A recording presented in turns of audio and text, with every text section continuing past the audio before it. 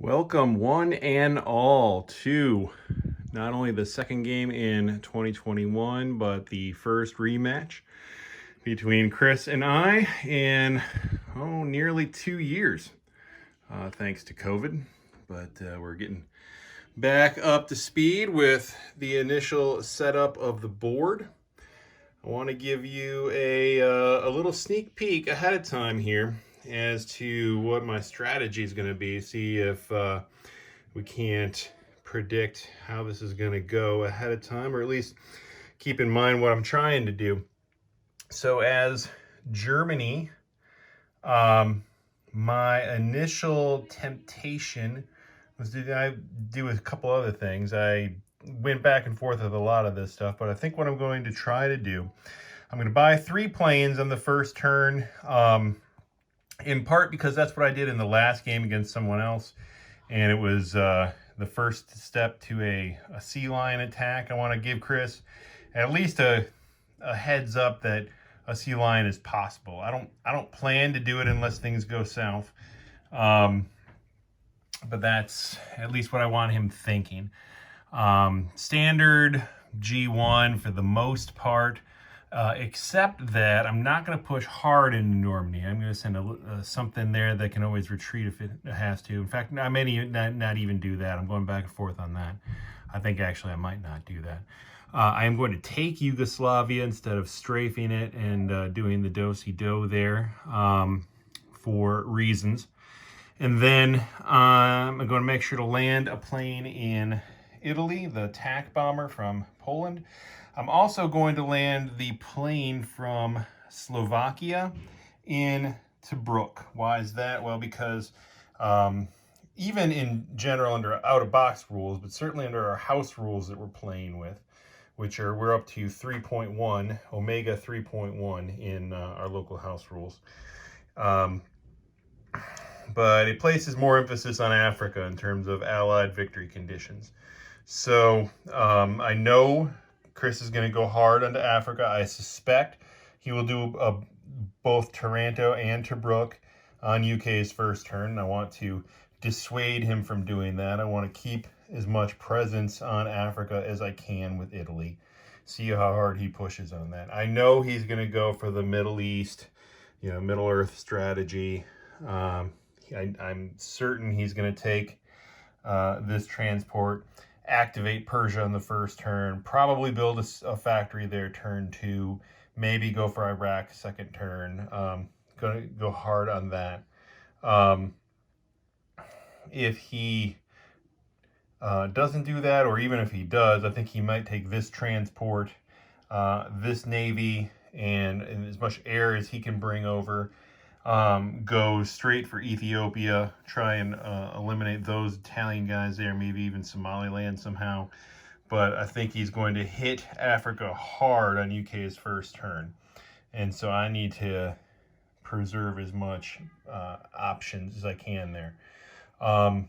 Japan's turn, I love to do the J1 attack. We also modified our house rules to try and dissuade that. I think what I'm going to do is start with a fake Calcutta Crush move. I'm going to take the first move that would normally be associated with the Crush, which is moving all the Navy down here to Sea Zone 36. And I will make him think that that's on the table. Now, I've juked from that before to go from Hainan to Anzac instead.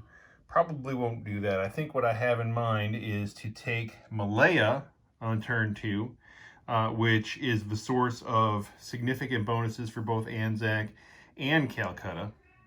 So that I think will be productive. And then Philippines on turn 2. In our rules, they have a military base there, so the longer U.S. owns that, the more infantry are going to show up. If I'm not taking that on turn 1, I'd better take it on turn 2, or it's just going to get out of hand and unreachable. May make you question, whether the house rules ought to be relaxed a little bit. I don't know. The more I play them as Axis, the more I hate them. But that's what they're for. But anyway, if I do that Calcutta move, maybe It slows him down here from expanding into Middle Earth. It at least gives him pause to be a little less aggressive than he would otherwise be. And then when I start the war, I'm taking things that are valuable to him. And so again, even though he now is getting bonuses, he won't be getting that Malaya bonus. And he'll be a little slower off the take. But here, my main experiment here is to do, which is what really isn't experimental in the community. It's actually pretty standard in the community, which is to use the Italians as a can opener in Russia. And that is something I've played with. I don't think that I've ever really done it well. I've certainly never fully committed to it. And this time, I think I want to play with that. So I'm going to take both Italian tanks up to Slovakia, where they can potentially can opener on Italy's second turn into either Poland or Baltic states, depending on which one is more vulnerable. Which one would be better survivable on a counterattack. And I want to position all of Italy's air units, including the one that I'm going to buy on turn 1, in a position where they can support that. So I've got as much Italian offense as possible available for the can opener move on Italy 2. Why is that important? Well, then on Germany 3, when they declare war on Russia, that means that they can land their planes there. That's really what I'm going for. I want that to be as defensible as possible against a counterattack. And see how far that takes me into Russia, especially under our house rules, but also with Chris's aggressive play in Russia. Getting to Moscow has always been a problem. I don't know that there's been a game that I've taken Moscow, and that's unusual, but it's been a challenge. I've been tempted to do just a full Russia crush from turn 1, which I've done in the past. I think that might overextend Germany a little bit. It certainly leaves Italy stranded. It gives UK carte blanche to do what they want. I think at least doing it on G2 is a better move. I'm hesitant to wait until G3 because then Russia can build up even more, and that's unfortunate. But I think the Italian can opener move is clutch there because it allows Germany to land its planes, defend its position, hopefully makes a difference. We'll see how the game turns out. I may completely reorient from that as the game progresses, depends on what happens, but we'll see. And let me know if you enjoy this little strategic talk up front. All right, halfway through turn 1 of the game. We just finished Japan's turn, and Japan has not declared war on anyone, rather following a pattern that we've seen in the past here with C-Zone 36 full of everything that can get there.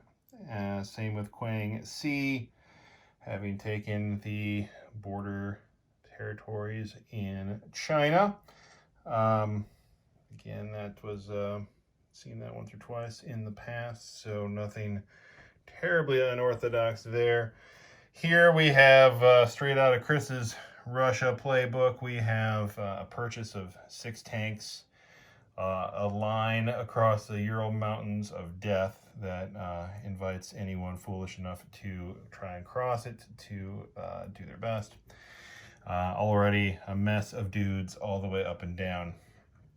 In Germany, more or less, conventional. There's only so much you can do on a G1. We've gotten rid of all the UK Navy that we can. Other than the Canadian ones, unfortunately, that gamble didn't go Germany's way this time.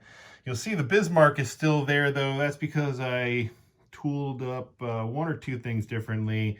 One of them being not throwing the battleship into the naval battle, but holding it back. And I lost a couple planes as a result. Frankly, actually, the battle that I lost them in is not the one that I normally send the battleship to, but there would have been other planes involved, so that cost me some. But I built 3 planes, built them in Western Germany. We've got a plane there from Germany. We've got a plane there from Germany, and that's how we're set up here. for the Allies' counterstrike on the rest of turn 1. Quick little secret video here I'm recording privately before we start up the rest of the round. So this is what I envisioned at the beginning of the game, that we'd have an invasion force ready for Germany here, but such a large counterstrike ability for Russia that it makes no sense for me to attack on G2. Now I can bring north of 14, 15 infantry, several artillery, tanks, at least 3 tanks, into eastern Poland, consolidate them all there. But look, he's got 18 infantry, I think 8 tanks altogether, 3 aircraft, some artillery. The odds calculator give him 100% chance odds. So that's just not going to happen. Even if I can somehow manage to get a few extra things in there, it's not going to be nearly enough to give my troops any chance of surviving there in eastern Poland. So I can, however, on turn 2, bring into range 10 more infantry there. I plan to build some mechanized units in Germany. I'm going to bring several of these mechanized units to Germany to where they can get to eastern Poland on G3. So even though he has another round to build up, I expect to be able to bring 3 times as many things as he can build. So that is giving me some level of encouragement right now. Still hoping, though, for that Italian can opener to allow me to put my planes there and really reinforce the line. Okay, having completed the first turn, we see that the U.S. pulled what it could into the Hawaiian Sea Zone and evacuated what it could from the Philippines. Otherwise, though, concentrating itself in Europe, sticking with Chris's inclination towards the kill Germany first strategy. In Anzac, taking a customary tour into the Money Islands with an uncustomary show of force, bringing everything it literally could, including all 3 planes here to Java. Wanted to really hold on to that coffee. The Indians have done things, a little bit differently, kind of shuffled around a little bit here. Buying a pillbox is what that represents, as well as some infantry and plane in anticipation of what Japan may be thinking. A little multinational party going on in Shan State there. There's a French guide because our house rules provide for one. But the Chinese having taken back Yunnan, left a couple guys there, built the rest out on the frontier. Indians, as one might expect, having activated Persia and brought to bear everything that they can there in anticipation of hitting Iraq next turn, which gives a couple extra bonuses. So even with German support in Tobruk, the British brought enough force to bear there to take it. The folks in Libya scooting the other way, and Italians grabbing what they can, but as one might have anticipated, the Allies are putting quite a bit of emphasis on Africa. Taranto happened, as it often does. A little bit convoy there as a result, so Italy not able to get its full enjoyment of the Mediterranean just yet. Otherwise, the British, having built up, spent their money in London in anticipation of what Germany might bring. And the U.S., as we said, having built up quite a bit in the Atlantic. So, what will Germany and Japan bring on round 2? All right, halfway through turn 2, and things have gotten interesting on the Pacific board anyway. Japan has declared its J2 attack this time around. So bursting forth from the Sea Zone 36, instead of a Calcutta Crush move, which we usually associate with that move, we split the fleet ultimately into 3s and spread this Air Force around in many different directions. to hit just about everything that we could. So we took Kwangtung, took Yunnan back, took Shan State. That one rolled well for me. Only sending 1 infantry and a lot of airplanes, and fortunately hit it all in the first turn and didn't get any hits in response. Taking Malaya. And then Java. So Java was not part of the original script, but with Anzac's entire Air Force and its only transport parked there, it was now or never on that one. I was never going to get that opportunity again to kneecap Anzac to that degree. So we took it. Fortunately, it went well with enough air support, and so now they're a little bit behind the curve anyway, and they won't be quite as nettlesome as they usually are. On the European side of the board, the first half of the turn, Germany purchased 10 or 8 mechs, I guess it was, and a couple more naval units. Sea Lion had been a not insignificant possibility for turn 2, if or at least moving towards that for setting up for a turn 3. It's still not out of the question, but it's we're making things more ambiguous anyway. There's another transport there. I can't take London this turn, but we'll see how things go. The idea of being options up here, and options continue to exist. So the Germans have built up the line here on the east coast, and Russians responding by reinforcing their Ural Mountain wall. And what a wall it is. It's still quite impressive and impregnable.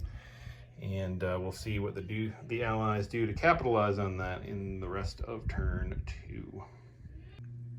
As we reach the beginning of turn 3, we have the Americans coming to the rescue of the Anzacians, bringing their fleet down from Hawaii to off of Queensland here to buttress those few Anzacians that were left. We have a couple builds, and otherwise the Americans did not take the bait and go into the lightly defended Sea Zone 6. On the Calcutta side, we pulled back some of these planes that had otherwise been headed to the Middle East, and reinforcing Calcutta from the Japanese threat with a little help from our French friends. Meanwhile, though, the European UK has implemented Chris's version of the Middle East, or Middle Earth strategy rather, with the factory being built in Persia and some shuck happening there out of South Africa. As one might have expected, the Italians in Africa are on their last leg now. After Tobruk fell, really that was going to be a matter of time. So, to no one's surprise, the British have focused their energies on Africa, looking to get those tokens and spoils of war that come from that. Not every day you see a 3-nation multinational party here in Sea Zone 91, but nevertheless, there it is. With the planes and land units that were available to be taken showing up here in Morocco, leaving Gibraltar open for the Italians to kind of plug the hole for a turn. Do what they can do at least to stave off some inevitable squeeze. Italy able to actually get a couple bonuses, at least for one turn, now having taken both Gibraltar and Greece and cleared out the Med. U.S., you might have remembered there was some bombers, and the bombers down in Morocco, but there were some planes on those now empty carriers. Those all went into the fleet you saw there in the Pacific. A couple carriers now shifting the Americans' focus. The British are building out of Canada now with a transport there.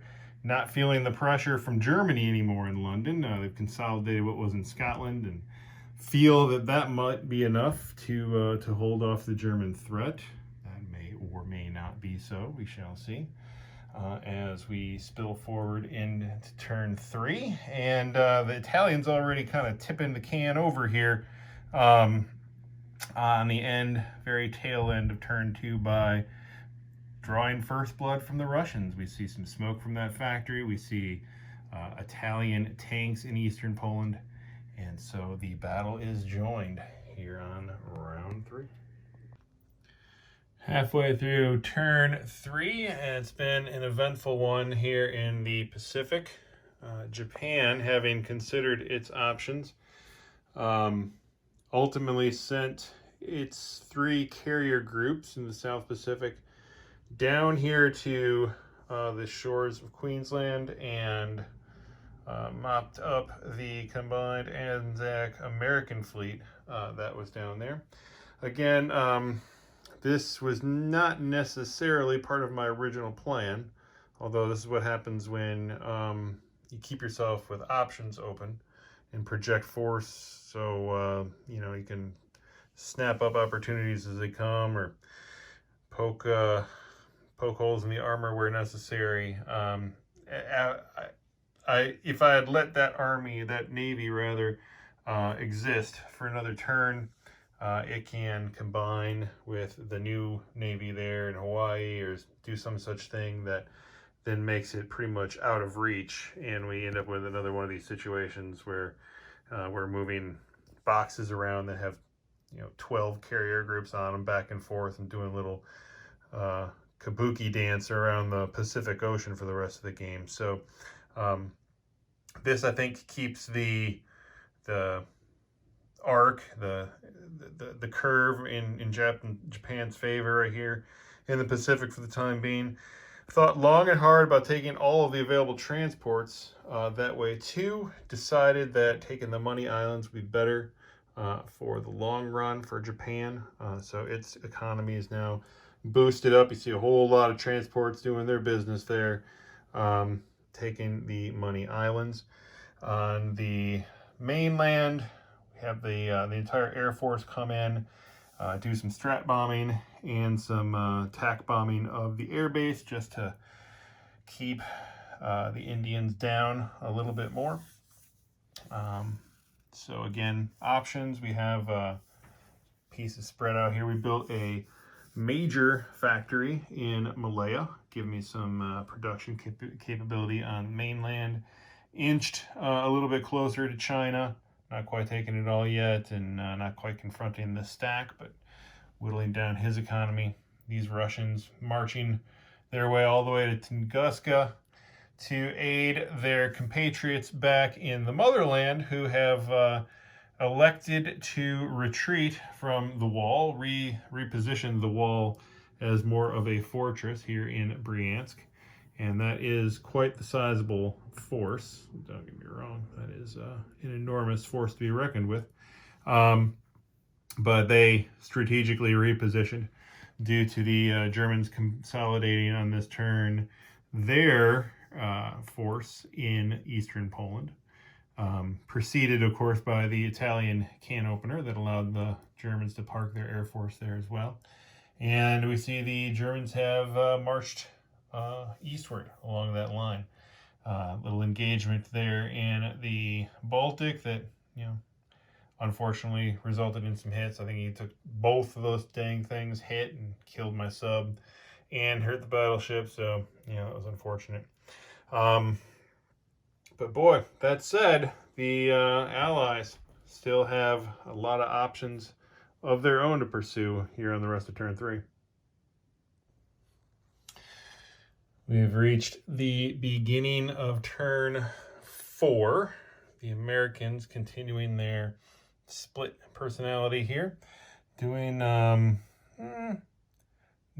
the most ambitious thing here in the Pacific. We've built a couple smaller units, emptied out those carriers, and yet left them in the western U.S.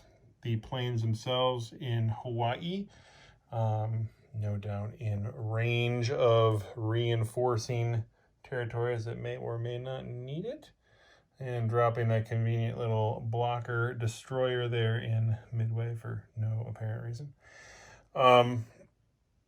Anzac has done a nice little thing by clearing out the Japanese from Australia and turtling what's left of their IPCs in Sydney.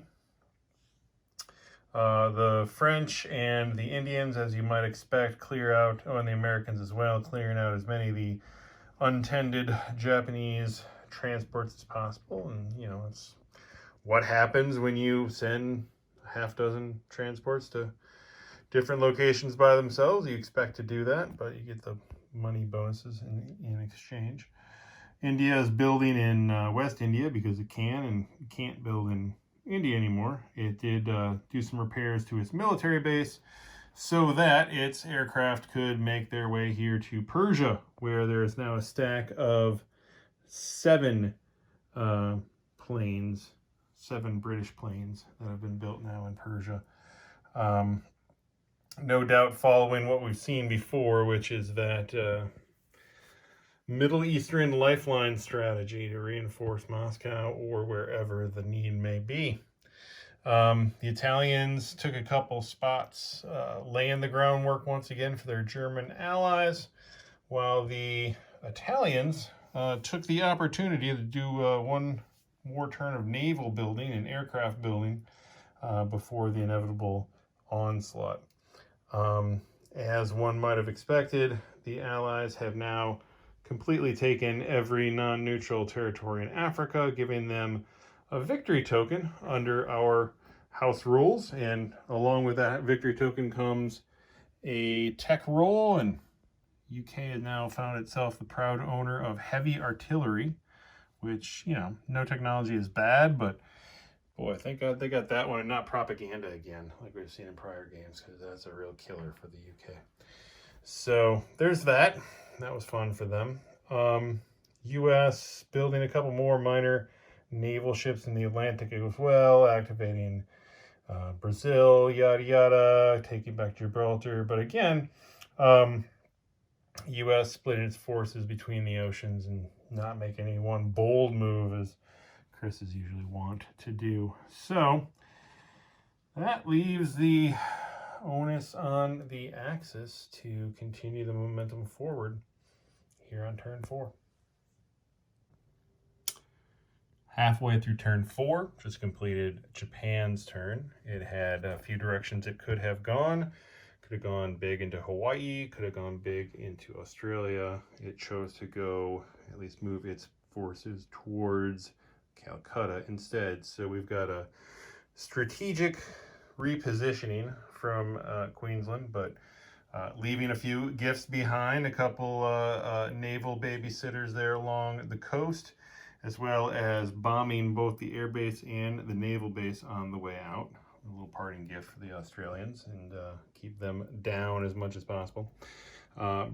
Shifting up the Navy a little bit, a few units into the Carolines, took care of that sub, built some more subs in Japan, but here's where the focus is, swinging the naval units back around this way, building quite a few in Malaya, bombing India some more, maxed out the damage on the factory, bombed max damage on the pillbox as well, which takes 5 damage, softening up India as much as possible, and bringing China down to 1. Of course, they're going to be at least 1 for quite some time with all those infantry. And you see the Russians continuing their march westward because the Germans have continued their march eastward. So that whole stack went from eastern Poland here to, what is that?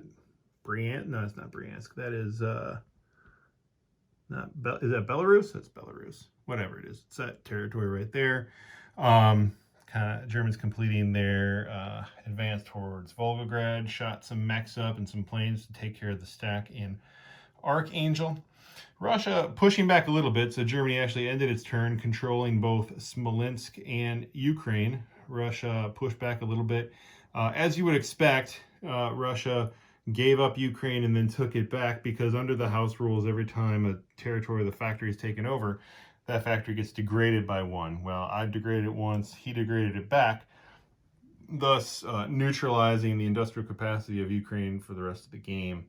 and depriving me of that ability to build things there. So not surprising, smart move on his part. And I've got a little empty space there now in the General Caucasus region. Guys, two brave Russian souls holding the fort down in Smolensk, no doubt going to deter that stack from moving any farther. Germans built up a bit on the Western Front as well, in anticipation of what the Allies might bring on the rest of turn 4. We've reached the end of turn 4, beginning of turn 5. U.S. has consolidated a fleet here in Hawaii in response to Japan's moves. Not much else going on in the Pacific. Not much Anzac could do other than a build. India has taken a retrenchment strategy here, completely abandoning Calcutta, pulling everything back to Western Indies, and then supplementing it with quite a bit from Africa and the Middle East. So this navy is swung down from 81 and 76. We're pulling some land units into Persia, some bombers into Western India from both US and UK, building some planes here, pulling a couple planes into India, building yet another factory in the Middle East here in Iraq, a little industrial zone now. And what is it, 5 of those fighters out of the 7 that were there now reside in Moscow. Italy has continued the can opener strategy, taking Smolensk with some bomber support, while the Allies on the European board more or less biding their time, continuing to build up this naval conflagration here in Sea Zone 91, as we often see. Some more transporter support there in the eastern U.S., full of land units. Brazil's been emptied out, and we're starting to migrate a couple planes back to London. So, turn 5 here. How do the Axis respond? Halfway through turn 5, Japan has reinforced a bit in Sea Zone 6. Moved its fleet out of the Carolines there to regroup in that way. Took a little bite out of Guam. And then elected to bring as many land units into Calcutta as I could to put up the best fight I could in holding it, while assembling the rest of the Navy and land units all down here in Southeast Asia, ready to see how the Allies are going to push back in India. On the German front, the Germans have now worked their way all the way to the border of Moscow. Elected not to do strap bombing this time because the British are supplementing with 5 more interceptors than were there before, so held their powder dry on that one, but did drop a couple bombs there on Volgograd just for good measure. The Russians, though, building up quite a bit in Moscow, and now with the Siberian forces about to arrive, adding up to quite a few infantry on that side of things. Germans in the rest of Europe stockpiling a bit, and in anticipation of what the Allies will bring on the rest of turn 5. Beginning of turn 6. There's drama to be had, but not here in the Pacific. U.S. not doing much other than a little tit for tat there in Midway.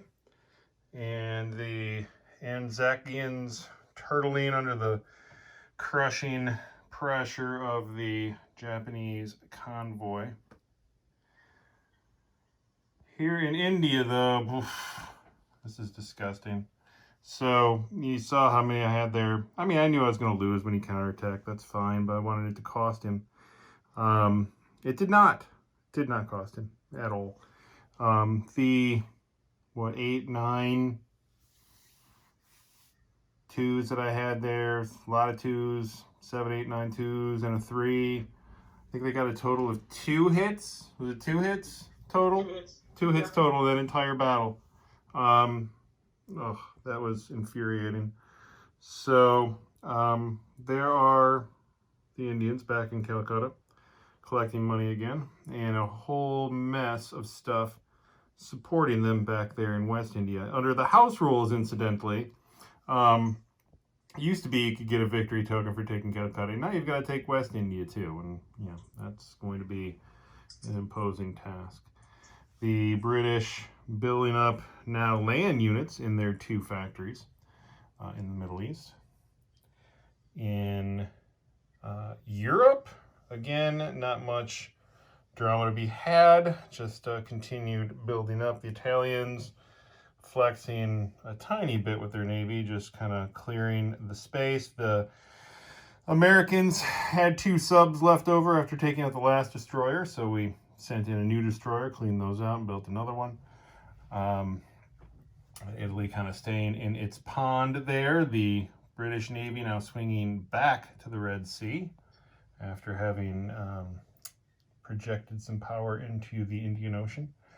Americans starting to build up an impressive land force. There are 9, 10, I think there's 9, no, 7, 8, 9, yeah, 9 American transports there in Zone 91. British haven't really done much there, but the Americans pouring all their money into the Atlantic now. It's 5 more transports and land units to fill them. UK is starting to build land units in London now, and it's up to Germany to keep the Axis momentum going here on turn 6. Halfway through turn 6, Japan's getting a little frisky. Shot a transport out to the Aleutian Islands. This time, did a little air raid, got rid of that destroyer, but lost a plane in the process, unfortunately. Backfilling a little bit in Japan. And in China, we see building some guys in Qichao. A lot of transports and land units purchased this time around, primarily here in Malaya. Fair number in Japan as well. That's 3 new transports and some land units to go with it. But this time in India, we of course took it again. Can't let that sit there. But only with a minimal amount of land forces. The only 2 left. A lot of air support, and now we got the Navy in place. Got 3 transports worth of fellows there dropped in Sri Lanka instead of in India. Trying something different this time. Up on the Russian front, so with the newly purchased air support, we went in for another strat bomb raid this time. But even though we were prepared for the interceptors chose not to engage. So we did a fair amount of damage to that industrial complex. Russia responds by buying 1 more plane, and what you see here are radar towers, units you'll find in several house rules, including ours. And they, with 2 of them there, you're going to boost up to 5 planes, getting an extra die roll or an extra point on their intercept. So those planes are going to intercept at 2 instead of at a 1, which makes a pretty big difference when you're deciding to strat bomb. Otherwise, Germany sticking its nose out in the Atlantic a little bit and gearing itself up for whatever the Allies have in mind here on the rest of turn 6. As we begin turn 7, the Axis are feeling somber today. The U.S. didn't do a whole heck of a lot over here. Elected not to take back the Aleutians. Built a few boats over in the Pacific. Anzac did literally nothing, saving its $5 for next turn. The UK India took back India proper, but elected to, as I thought he might, pull back everything to Persia. Decided that he liked Persia more than Western India, as I again would have expected. But so after Japan's turn, you're thinking, next is doing pretty good. They still got some momentum left here. That's a large mess in Persia, but, at least, we're backing them up. That's pretty good, gaining ground for the Axis. But then you look over here in the Mediterranean. You might recall that Italy had a much bigger navy than it does now, and had 5 planes and a bomber to its name. The UK pulled up its navy here from the Red Sea to take Greece. Still pretty vulnerable. There was a U.S. destroyer here in 92, so Italy, it knew it was stretching a bit, but decided to attack 92, attack the fleet here in 99, and to drop some guys into Greece. And it had the air support to do that with odds that looked pretty good. I knew I was going to lose some planes, so I bought one. What I didn't know is that I was going to lose all but one of my planes and the bomber, and still not accomplish pretty much anything. So the battleship lived with merely a hit, killing off a bomber, 2 planes, and a cruiser, all of which missed the first time around. Utterly diced on that one. 92, same story, lost both planes, finally killed the boat with the cruiser, but then Frambo, the little French plane that could, came and cleaned up, got rid of that cruiser, destroyer, whatever it was, and now Gibraltar is no longer plugged, and the Allies have more options. So, how are the Axis going to regroup here on turn 7?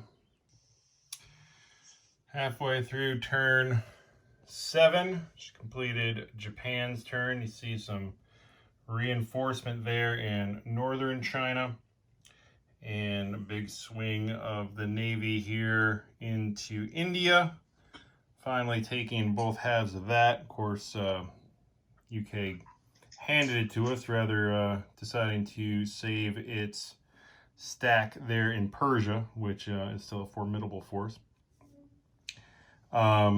So, little controversy in China. This is one of the downsides of playing with 2 boards. I had a tank in Burma. Chris did not have one on his board.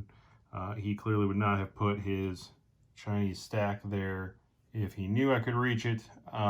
We had some discussion. Chris graciously agreed to play it through. Did offer to pull back that Chinese stack, but we played it through the way it was. So just a note for the record, Chris would not have made that move if he knew that there was a tank there.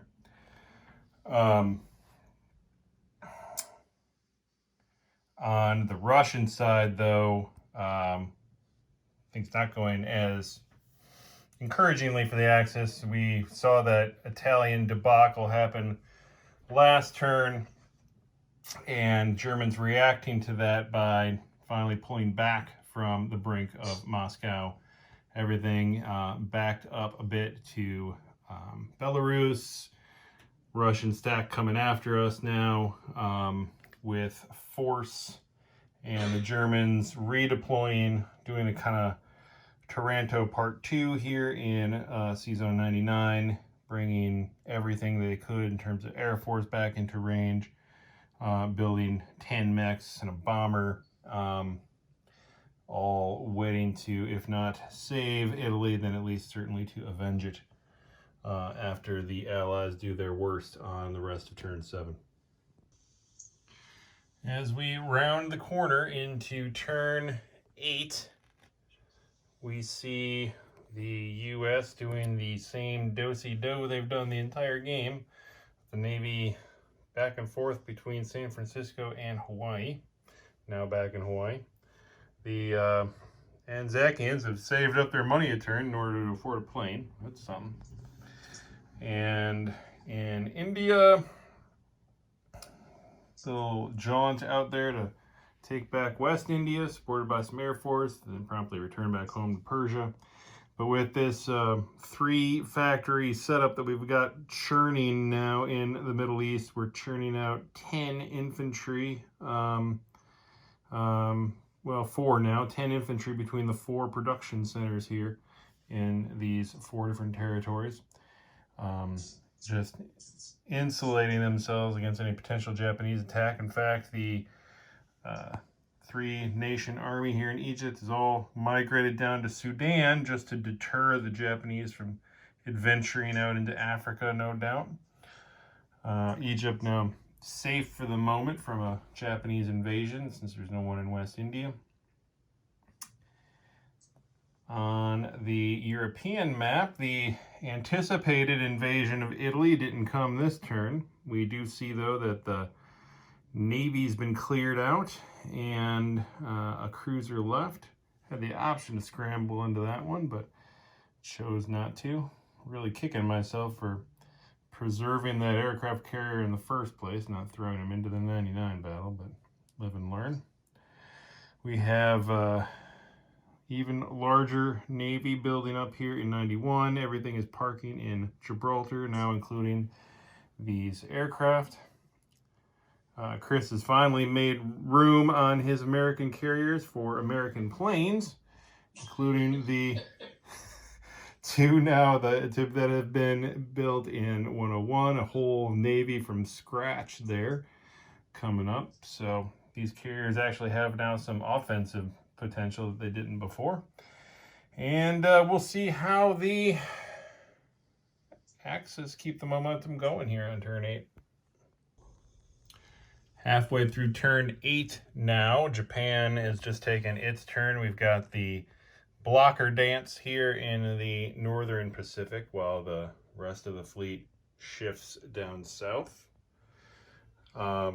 Meanwhile, the Japanese fleet over here in Asia has repositioned itself transport-wise, brought some units down from northern China into southern China, kind of swinging around the Malayan coast, continuing to build on its factory here, build infantry where it has the military bases to do so. We've gone all the way from zero back up to a major factory here in India with that purchase. The back and forth had eliminated the factory entirely, and now we've built it up again. We've fixed some damage in the airbase to make that operational, and we're starting to build up some guys in India. Meanwhile, aggressively on the offense this turn, Japan has taken a few territories here in the Middle East, most significantly Iraq, taking Iraq with less than all of the force available, but just enough to occupy it, knock that minor factory down to a military base, and hopefully degrade the UK's capabilities a little bit there. In Germany, not a lot on the offensive side, but the Russians have burst out now.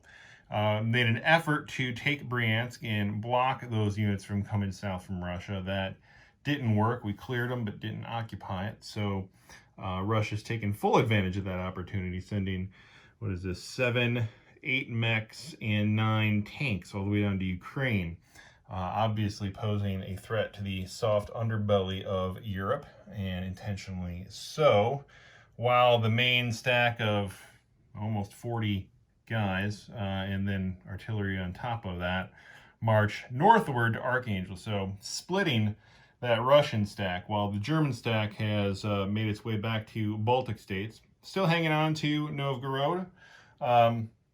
Chose to swing the stack back to Baltics instead of Novgorod. I will tell you that I've been agonizing over that move, which direction to go, exactly how to position that stack, and that's the way I ended up doing it.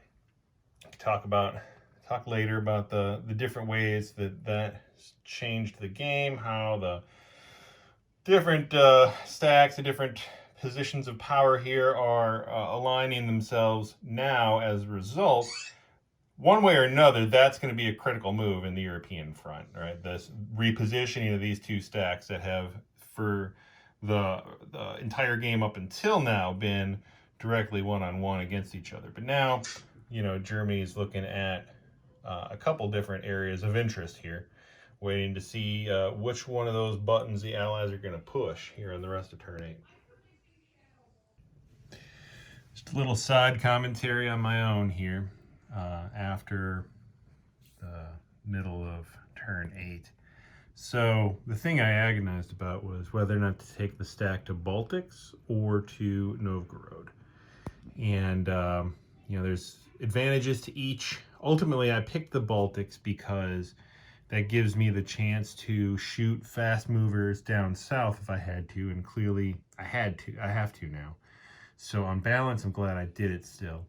I sent 2 infantry and 2 bombers into Bryansk, 2 infantry and 2 bombers into Archangel. I hate to split up the stack that way, wasting infantry that way. I also left 1 behind in Belarus, so that's 5 infantry that are gone off that stack. Every one of those are crucial, and I hate to do it. Trouble is, I wanted to block him swinging around through Archangel with all those fast movers, those tanks and mechs and planes. If I had left Archangel open and not moved the stack to Novgorod, he would have swung in and taken Novgorod. So that was crucial. Bryansk was a want to have. I wanted to leave 1 guy there to stop him doing exactly what he did, which is putting fast movers 2 units in, 2 squares in. He could have obviously taken back Bryansk, but he wouldn't have been able to move to Western Ukraine and Ukraine. Now, these British guys on the rest of turn 8, that's what they're going to do. They were going to take Ukraine anyway, liberate Ukraine, but that just would have kept his fast movers 1 territory further back than they were. In hindsight, I wish I would have sent 3 bombers into Bryansk and 1 into Archangel, because he had 3 defenders in Bryansk, only 1 in Archangel. Given how crucial it was for me to take Archangel, I did what I did, and that's just the way the dice fall sometimes. These planes are all over here in order to deter a European attack or to respond to one. If I had to put money on it, here's what I think. I think he's not going to invade yet again. I think he's going to kind of bide his time and make me wonder again, because he benefits from that. The more I have to wonder and anticipate in a European invasion, the more I have to hold Germans back from the front with Russia. So he's not losing anything by biding his time. He could dump them all into Italy, which I think I've got enough to defend there right now, and I'll continue to maintain that balance. And in Italy, he'd be able to take advantage of these planes here, because they could land on what is now an empty carrier. So the Americans now have offensive capability that they never had before, because their own carriers were full with other planes. They could all go into Normandy.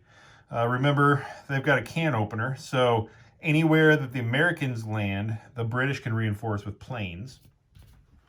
So I could very well see them going into Normandy, or even both Southern and Normandy, because the U.S. gets a bonus that way. And then reinforcing with planes, making me dump everything in there.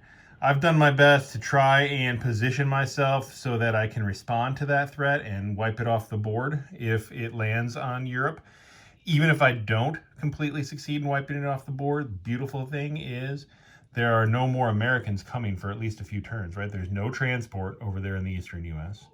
He's got 14 transports here. Yeah, that is a crap ton. And he can bring 28 land units and all his air units, including those 2 strat bombers now, into play. That's a lot, but it's a finite number, and it's something I can deal with. What I'm most concerned about, frankly, and what I think he's probably going to do if I had to put money on it, I think he'll wait 1 turn until this battleship and full carrier get here, at which point that Navy is now invulnerable. I've looked at putting offensive units here. I thought about building up a bunch more subs and positioning my bombers in France so that they could reach C-Zone 91 and just attacking it, looking at ways to take out those 14 transports would have been amazing. And maybe in retrospect, if I had built more subs in the past, maybe that was a possibility. Position my bombers differently. There's always retrospect, but I did what I think I had to do at the time. Point being, I didn't have enough to take out that fleet now, and once he brings in that reinforcement, there's nothing I can do to take it out and nothing I can do to defend. Right now, this turn, I don't think that he can successfully take this Navy out with what he's got, which is why I kept it there. But I think that next turn, he'll move into position in 91, like I said. The turn after that, turn 9, I see him going for Norway. And if I had or end up in the future abandoning Novgorod, if Russia gets through to Novgorod, they would have gone up into Norway. Once they get up here, I can't root them out. right? So if the Russians take it, those are bonuses that they're getting every turn. That's a lot of bonus, a lot of extra IPCs for them. That just hurts me. If the Americans take it, they're going to build a factory like they always do. The British are going to reinforce it with planes. And that's why I've been trying to keep those transports uncommitted. I was going to bring a transport load, a few transports into 115, dump them over here to reinforce this stack. This turn, I didn't do that. Debate whether I should have. It certainly at one point was my plan, and that would have helped over here, but I just couldn't take away the land units from Western Germany, from the Western Front, in anticipation of what they're bringing. This one more turn I felt like I needed before I could start pulling away land units here, because there just needed to be enough to defend against a possible European threat. Otherwise, he would have brought it, right? If I was under defended, he would have brought that attack. So we'll see. If he doesn't do what I expect, which is nothing, if he actually does something on turn 8, that helps me by giving me certainty, letting me know where the battle is joined. But that's usually not the way Chris rolls, so I don't expect him to do that. These guys are a problem, but, okay, the way the stack is split now, I could frankly afford to split my own stack and bring some fast movers down here. Hopefully starting to reinforce with mechs from West Germany itself. So I'm not too nervous yet. Obviously, the momentum is starting to turn against me in Germany. I always hate that point of the game when the momentum starts to shift, but it's not irreversible yet. It's wavering, it's wobbling a little bit, but it's not irreversible. If he makes a mistake, if things go my way in a couple battles, it can still swing back to the Axis. But that said, it's very unlikely that if the Axis win this game, that it's going to be Germany that does it, right? It's Japan that's going to do it. Now, I didn't take Iraq so that I could keep it. Obviously, he's going to take it back. Do the same thing he does to me elsewhere, right? Trying to occupy him, distract him, dilute his forces. I very nearly came in with my German bombers, by the way, and bombed these factories, but their higher and better use was up north. What's going to happen here, Japan's going to be able to put the thumb down on the British. The British are going to have to occupy themselves with defending against Japan, hopefully more so than reinforcing Russia. They're already starting to move in that direction. Maybe they can come back. Maybe they can, send fewer guys up that way than they otherwise would have. But here we go. So could I break out into Africa? Maybe. He's got just enough there, and it would take just enough from me to do that, that I don't think it's ultimately worth it right now. Maybe I'll look for opportunities in the future. Obviously, I'd love to go gobble up Africa and get some IPCs that way. He's still got the factory in South Africa, just enough to keep me from making real quick headway there like I need to keep my momentum. Rather, what I want to do is really put the chokehold on Persia. Now, I want to keep my options open. There are transports that I'm building here every turn. I'm a little stretched on land units right now. I'm going to build them back up next turn so that I have the option to either go into Persia or into Australia and finish what I've started over here. Right now, it's a win, hold, win strategy, and Australia is being held, right? It's being held down. They just now have their first plane, which is, unfortunate, but not really going to make a difference. And, we've got the run of the place right now. But if it makes sense to go to Australia, I'll juke that way.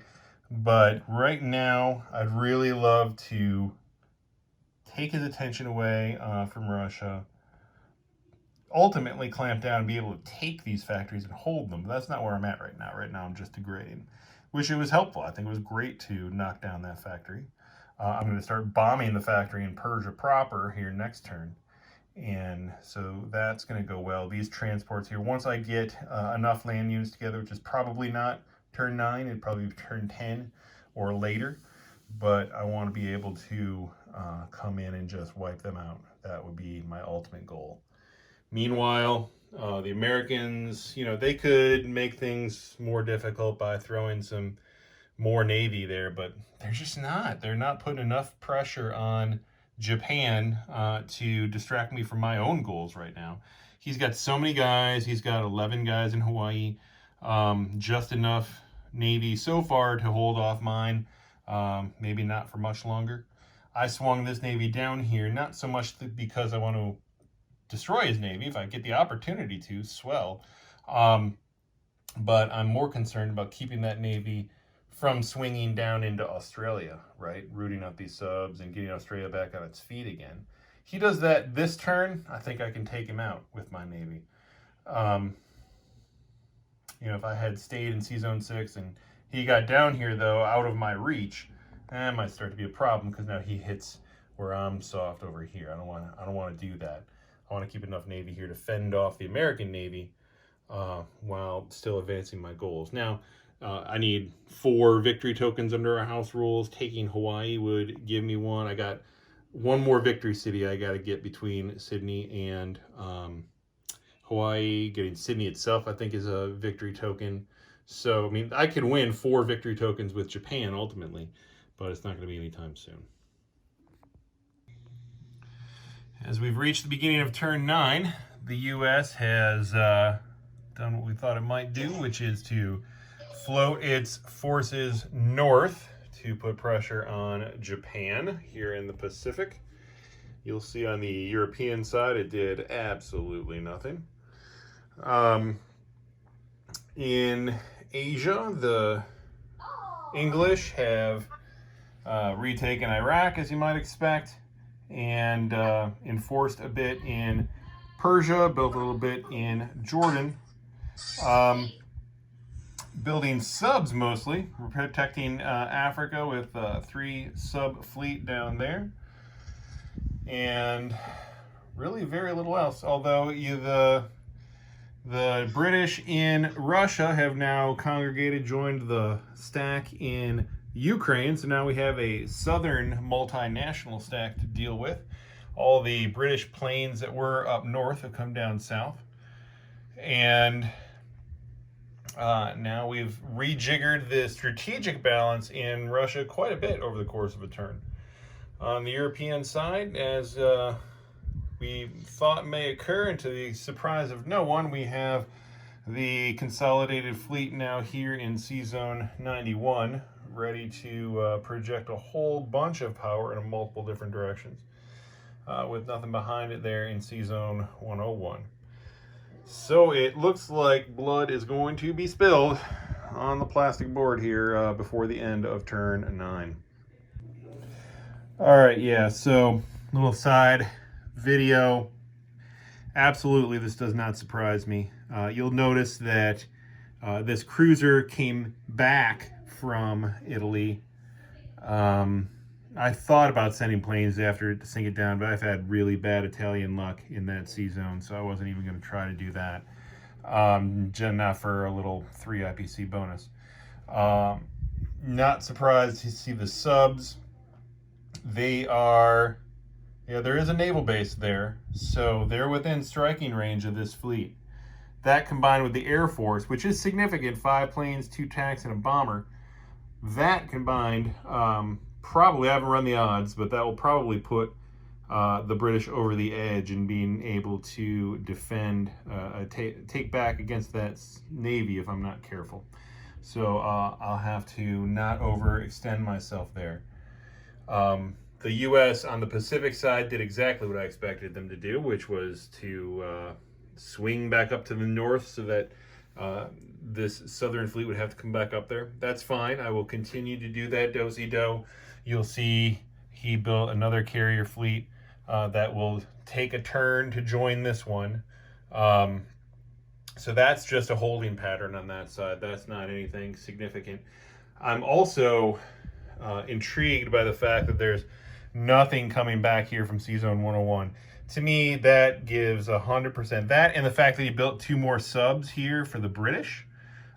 He is absolutely going to Norway. That is my bet. And I'm going to take that into account as I play the German turn. Always a possibility that he could come into Normandy, Italy, any one of these sea zones. but I would be very surprised if he doesn't go into Norway with that combined fleet. This over here too, I think actually supports that theory, because he brought way more armor down from this stack than I expected him to. I expected him to shoot a couple mechs, a couple tanks, come put pressure down here, try and sop up some of these empty territories. But taking all that armor, all the fast movers out of that stack, makes that more of a defensive stack than an offensive one. Yeah, he's got a ton of those artilleries, and that really helps him. He's got a bunch of planes, so yeah, it's still awfully offensive.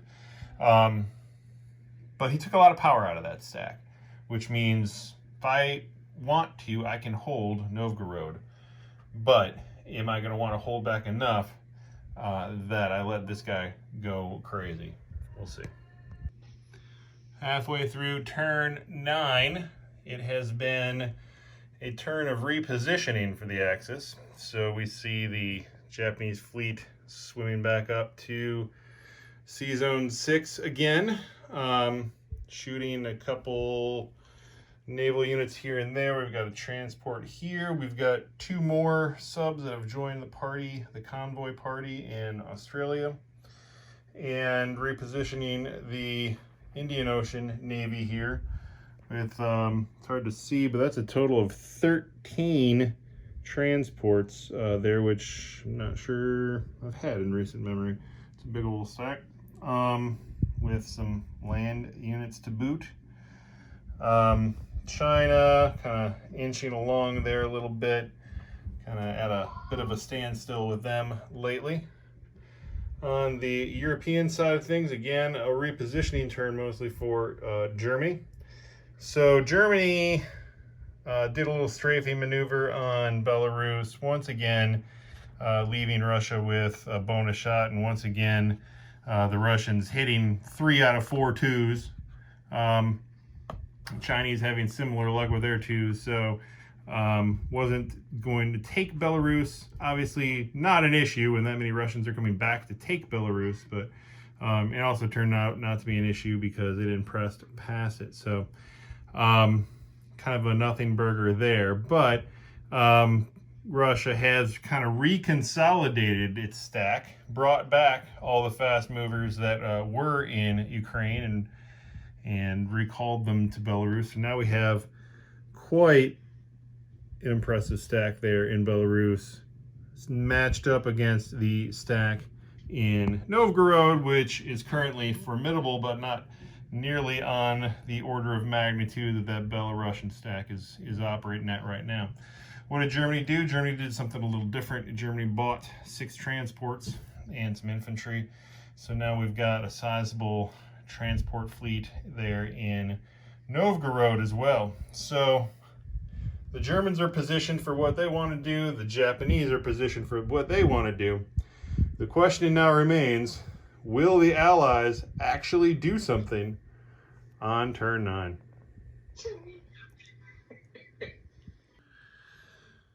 Well, at the beginning of turn 10, the answer to life's existential question is no. The Allies will not do anything this turn. Rather, they are continuing to build and position and project power all they like. The American Navy now in Midway for the most part. America this time spending all of its builds in the Pacific, deciding to play with Japan for a while. Anzac doing literally nothing because they're being convoyed to death. The British get a little bit concerned about Persia, so pulling back everything from Russia, pulling everything they could, soaking it up into Persia. There's 11 planes, 17 infantry, 17. A lot of infantry. Anyway, the whole conga line coming across North Africa to the Middle East as well. The Allied fleet content to sit in 91, and while squirting a few subs here and there to do the inevitable and oft-seen convoy move in Italy. Kind of reminds me of that UFC fighter, the guy who the Dagestani guy with the ground game. Like once he gets you in the squeeze, he never lets you go. That's what he likes to do with the subs in Italy, right? Like this, just the slow encroachment of subs around the coast of Italy until it gets squeezed to death. That's what he's attempting to pull off here again. So, turn 10. What does it bode for the Axis? Halfway through turn 10, we'll start with the good news for the Axis, which is that Japan is keeping its momentum going. Japan has shifted gears a little bit, swung right instead of left. So, we have the Pacific do-si-do going on here with the navies, but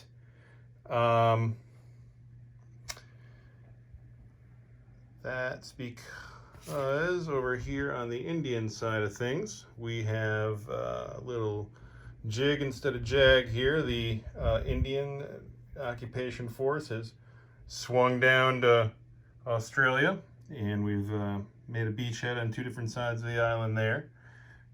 Got these guys wondering what's coming for them next.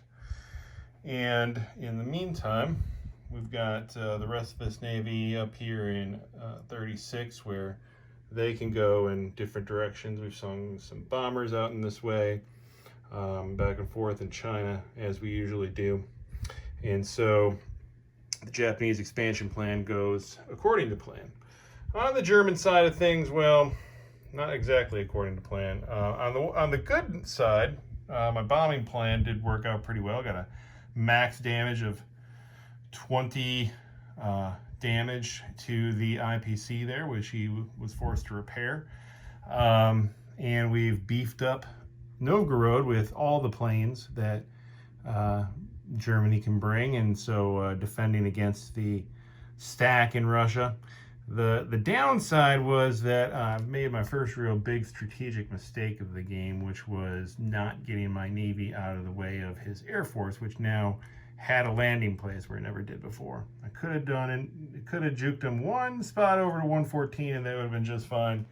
Didn't do that. Of course, I'd love to say that that was all part of an elaborate ruse to get him to attack with all his planes and sacrifice some of them, which he did. Lost 4 planes and 2 tacks, something like that. 3 planes, 2 tacks.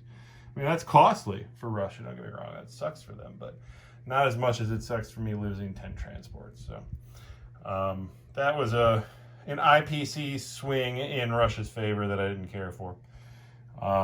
Doesn't change anything on the ground, just changes, the options that the Navy brings. So we'll see what ramifications that has in the rest of turn 10. As we reach turn 11, things are actually starting to happen.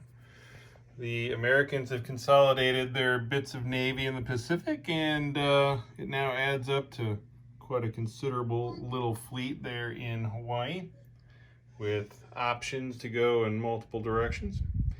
The British have really broken out.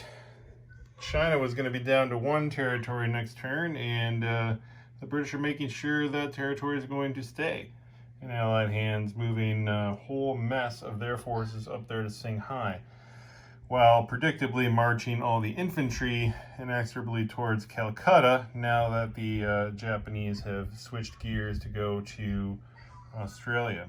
An airstrip built in eastern Persia as well, just to give those planes a little extra projection power. Subs inching up there as well, and all the infantry doing the conga line through the Middle East. And on the eastern board, or the European board rather, the Americans have actually done something for once here as well, electing to move everything into C-Zone 105. That's where all that Navy is, even though they can't possibly fit in that zone right now, and dump everything possible into Normandy, knowing that since Germany committed its air force to Novgorod, those planes and tack bombers can't make it back to Normandy this turn. So, the die is cast. The Americans have made their choice, and they've built another fleet of transports back in 101 to kind of supplement them 2 turns from now. So, how will the Axis be able to respond on turn 11? Halfway through turn 11, and Japan has softened the anxiety for the Axis powers a little bit, having taken in one swoop the second and third victory tokens for the Axis by completing the takeover of Sydney. Rolls went well, got a sizable force left, and that secures the victory tokens under the house rules for taking Sydney, which is one, and then taking a sixth victory city on the Pacific map as well. So Japan rolling in with the amount that they took from Australia's 96 IPCs in the kitty for next turn, which is not nothing. They'll need it, of course, to continue fighting a three-front war, but will certainly come in handy.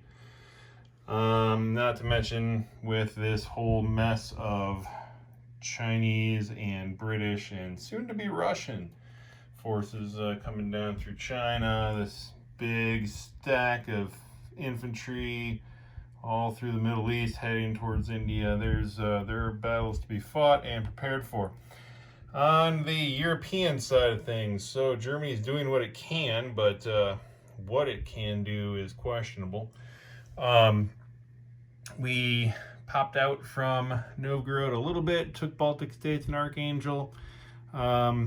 Russians came back, took those back, wiped the Italians out of eastern Poland, so now they've got some breathing room, and you'll see that the standoff between Belarus and Novgorod has shifted as Russia brings all of its stack here down into the southern half of the continent, projecting some power in different directions. So we'll see how Germany reacts to that. Given the positioning of the units here in Europe, Germany's capital is actually under threat for the first time, which is always an unnerving proposition when you actually have to defend your own capital. And frankly, again, in planning this move, I had miscounted the number of moves that transport can make, so I had to rejigger my builds and moves. And we've got our three centers of power here in Novgorod, Germany, and France. And I've got the odds as best as they can be in all three places. But still, would two infantry have been better than that one tank if I had planned on building it in Germany instead of Western Germany? Maybe. Not that huge of a difference, honestly, given the amount of money that Germany had to spend between the different places. And of course, Western Germany, Holland, Belgium, completely empty at this point. Never, again, a place that you want to be in, and the Allies are certainly going to take advantage of that weakness on the forthcoming turn. But Germany and Italy, I think, are positioned as well as they can be under the circumstances to absorb it. So we'll see just what the Allies do to leverage that situation here in the rest of turn 11. As we enter turn 12, the game continues to take shape. The Americans, deciding that they want to keep their fleet alive for reasons that are obvious if you read the house rules, have decided that they will just congregate in C-Zone 10 and build every last carrier piece that is in their box. I think that's 5 aircraft carriers we have now, because we just added another 2 full ones. It was almost all of America's buys. In fact, it was all of it, in addition to a guy in Hawaii. And so they have pulled back once again, countered by the Japanese Navy there. So the Pacific is a little lonely, except for a couple hot spots. The UK, though, joining the Americans and being aggressive on the rest of the board. Looking first to Southern Asia, where the stack of infantry has walked into West India, but I should probably take that Japanese guy off.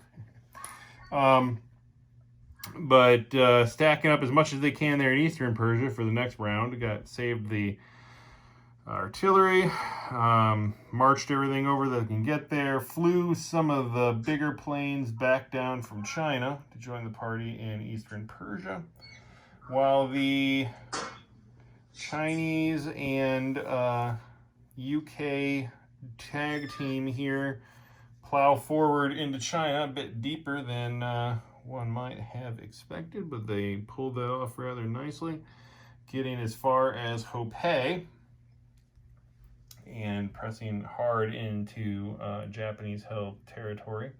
So all of the UK's buys are going into the Middle East right now, and all of its effort really is focused solely on Japan, which is not every game that you can say that of the European UK, but that's what's going on here.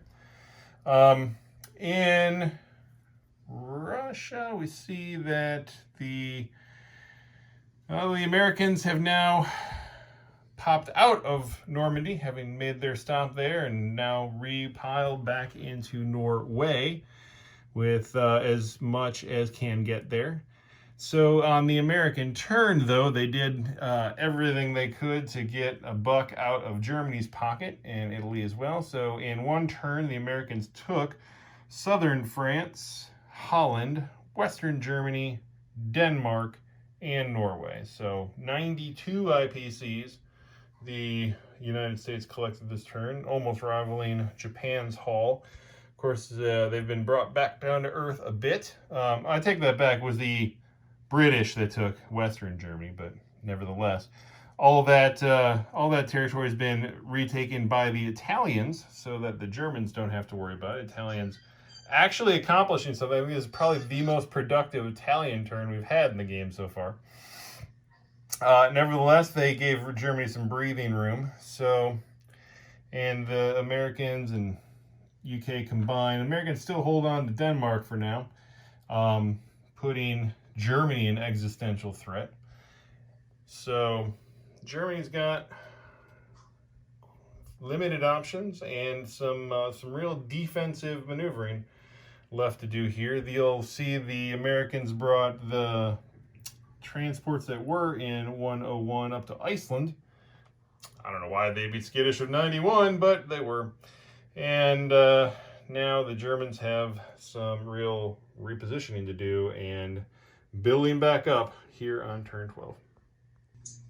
Halfway through turn 12, Japan has built a couple planes in C-Zone 6 and started moving some stuff up from Australia. A couple incursions here in the Pacific with transports and rounding out the conquest of the Australian continent. But otherwise, those Japanese fellows are all headed up here to Java en route to who knows where. But main news of this turn is that this attack in India did not go well at all. So odds-wise, this should have been an easy kill.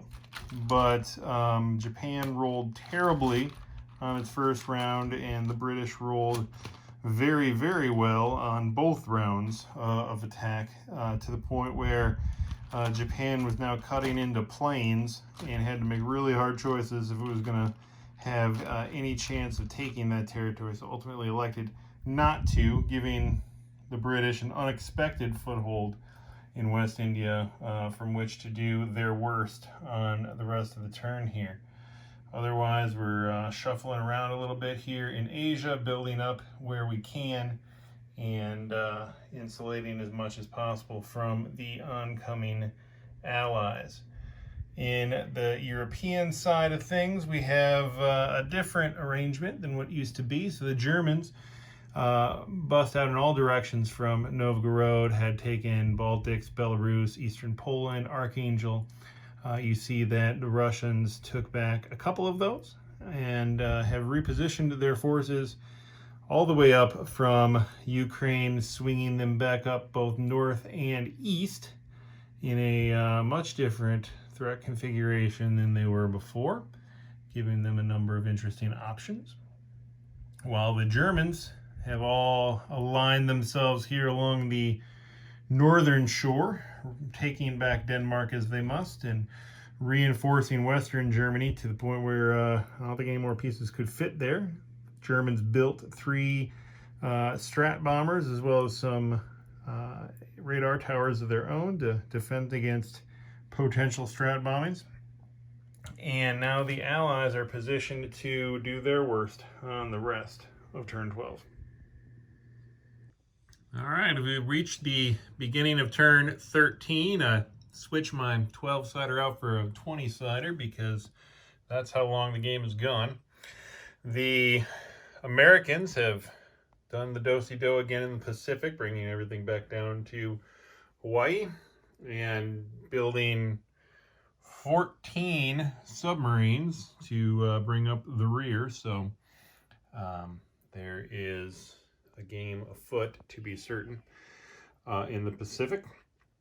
On the Asia map, we've got the British taking full advantage of their good rolling, good fortune in Western India and piling up everything they can, supplemented by everything that the Americans can get there, which is to say quite a bit. And the whole line of British infantry coming along behind, with the Anzac and French taking up the rear just for good measure. Italy, in the meantime, bringing things south and east a little bit in reaction to the state of play there. And we find ourselves in an interesting mix here. So the Americans on the European side have marched the Normandy crew and their British allies eastward, taking Finland, marching them inexorably towards Novgorod there, with the Soviet stack here coming up from the other end. The Allied fleet pulling back from the coast a little bit, all hiding out there in 109. That's where all those go, even though they can't fit. And the rest of those subs there in the rear. The transports that were in 101 have already gone down to the Panama Canal, indicating that they may be headed towards the Pacific. So, how will the Axis get things moving here on turn 13? Halfway through turn 13, Japan and the U.S. are doing the little back and forth deal again, except this time the Japanese fleet is in the Philippines, balancing out the folks in Hawaii. Got 2 sources, 2 loci of power in the Philippines there, if you will. Japan has also pushed back a little bit against the British incursion in China, reinforced everything it possibly could into India, regardless of the fate of those 8 transports. A little bit of naval backup there as well. You see, though, that Russia has gotten adventurous and brought its next wave of invaders into China, triggering, incidentally, the Mongolian rule, having attacked a Japanese territory adjacent to Mongolia. That rule is now shut off for whatever good that gets you on turn 13. The Russians, though, not taking Germany's invitation. So Germany did a backtrack and brought everything back to Novgorod that had left it.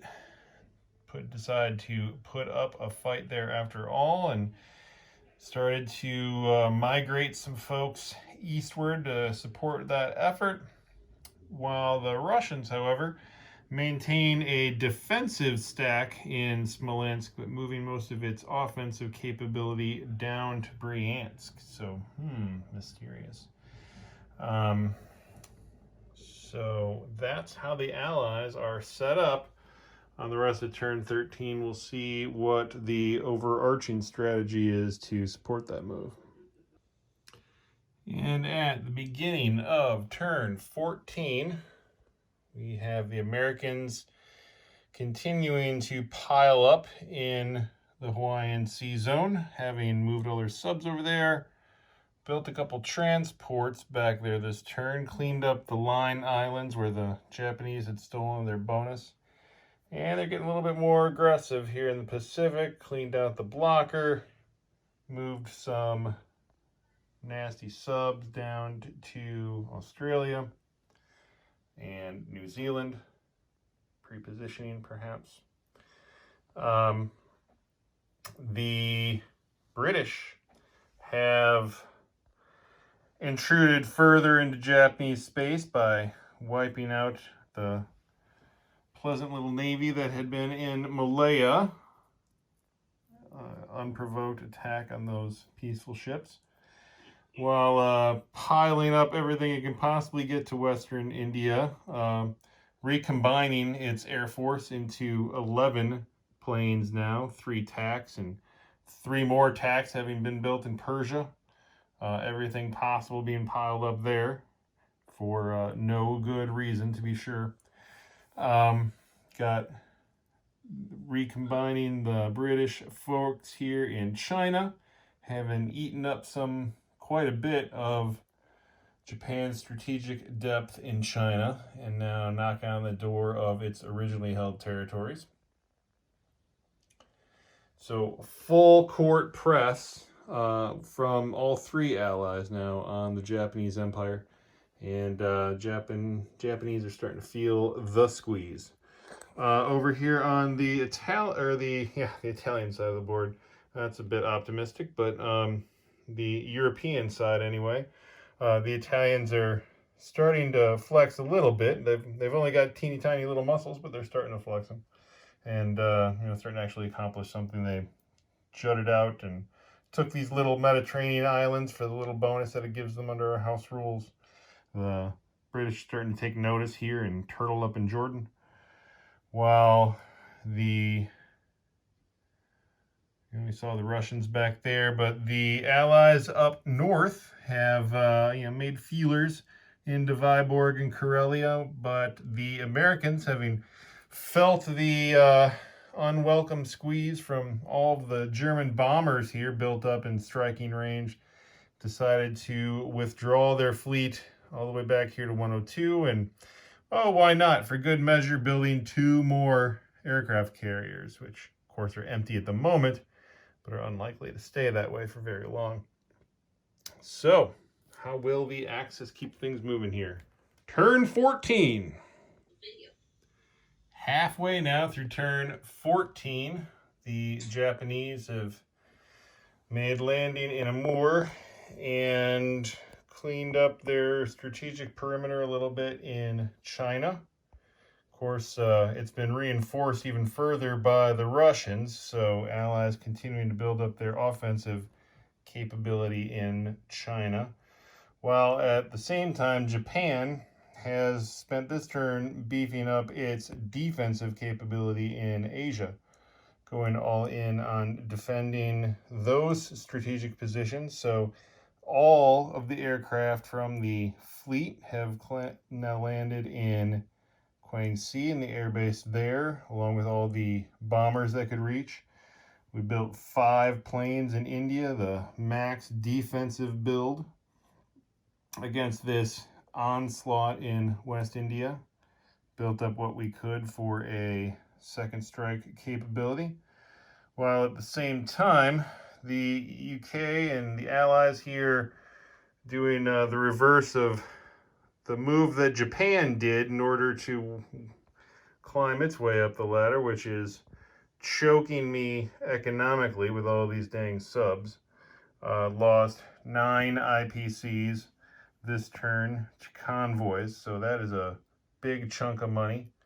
Big chunk of money is being drained from the Japanese coffers, while the Allies slowly build up their sub-presence all over the Pacific. On the European side of the board, the Germans took advantage of the Allies receding from the Atlantic coast to send everything humanly possible towards Russia. Russia, seeing the writing on the wall and realizing that it couldn't survive another standoff here next turn as things stood, retreated to Moscow. So now for the second time in the game, Russia is turtling in Moscow, while Germany's got its offensive line here along the Urals and supported by quite a few bombers and other aircraft. So kind of a seesaw here. The Germans have been under assault for much of the last several turns and now breathing a little bit, but we'll see how long the Allies allow that to continue and whether that will reverse itself a bit on turn 14. Here's how things look by the beginning of turn 15. The Americans have made a little beachhead here finally in Soviet Far East, starting up a little front there. Their fleet mostly hanging in Hawaii, but for this enormous D-Day Down Under battle force here in New Zealand, plotting valiantly to retake the homeland of Australia, with not many Japanese folks there left. And U.S. and the Allies here continuing the reverse stranglehold strategy that Japan had used on Australia just a few turns ago. Now we see all sorts of Allied subs snaking through the waters. The British have taken back West India, but held back the rest of their forces strategically. Built a little transport there in the Red Sea for unknown and mysterious reasons. While on the rest of the European map, Italy continuing to work those tiny little muscles and make them just a tad bit little bigger. Dropped a bonus there in Egypt and gobbling up the soft underbelly of Russia for a little IPC injection. We'll see exactly how that pans out, but for the time being, Italy taking advantage of Russia's weakness in the south, and we'll see what Germany can do, capitalize on that weakness up north there in the rest of turn 15. Halfway through turn 15, it's been quieter on the Pacific side of things so far than the European. Japan, we see the regular positioning of blockers, along with a now newly reinvigorated fleet in the Philippines, filled with all the planes it took to fill those 4 super carriers. On the Sydney side of things, we've got a full build of all potential blockers that could have gotten there. So we've not only built 3 planes, brought in 4 bombers that could reach, and built a pillbox to boot, anticipating the D-Day Down Under. In the meantime, the subs, the Allied subs snaking through the South Pacific, have done their worst, convoying me for 16 in Japan. That's never pleasant. But hope is on the way for shipping lanes, as we've built 5 destroyers in India, which is nice. On the European side of things, well, things poured forth as one might have expected, with Germany going to Bryansk and piling everything it could in that territory, and had originally spread out. Germany was in Rostov and Tambov as well, but the Russians managed to take that back. The German Air Force also did all the damage it possibly could, doing max damage to the factory and one of the towers, and enough damage to the other tower to disable it. So there's no radar tower bonus left in Russia. Russia did repair just enough of its factory to build 2 planes, which was really the max utility it could have gotten out of the money that it had. But Germany is putting a bit of an economic squeeze on Russia as well, certainly helped by the Italians. You'll see for the first time in the game, Russia and Italy are making the same amount of money. Italy's making more if you count the bonuses. Russia, again, for the first time, maybe the second time this game, got no bonuses at all. So putting a little bit of a damper on Russian expansion plans. We've got these folks here in China kind of hanging out, projecting power, but doing not much else. And so now it is the Allied turn to see what they can do to counter the resurgent Axis on turn 15.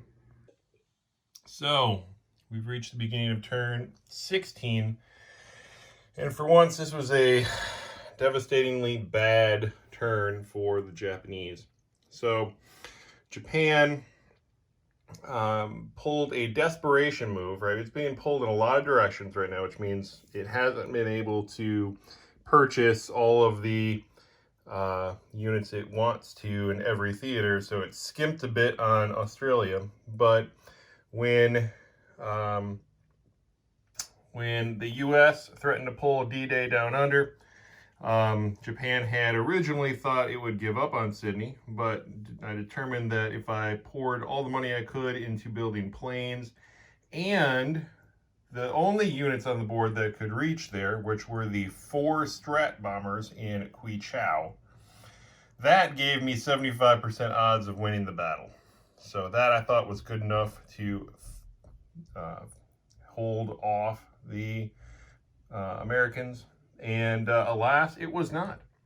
It was not. They came down to 1 artillery left. It was artillery versus plane, and the artillery won. So, highly improbable victory, but a victory nonetheless. When songs are written about this war, the D-Day Down Under will be featured prominently. And now not only is Anzac liberated, which, let's be clear, that's not really going to matter to anybody for several turns. But the Japanese lost 4 Strat bombers in the process. Not to mention the 3 planes that they purchased there in purely for the purpose of trying to hold that city. So that really sucked. On top of the fact that I miscalculated and, again, was originally going to put my destroyer build somewhere else until it occurred to me that his planes couldn't reach C-Zone 39. Well, guess what? They could, because I neglected to consider the fact that the American can opener in Eastern Persia could take Western India, thus allowing the British to land their planes there, and thus destroying the 5 destroyers that I built in C-Zone 39. So, in the span of 1 turn, Japan pretty much threw away 100 IPCs into the ocean.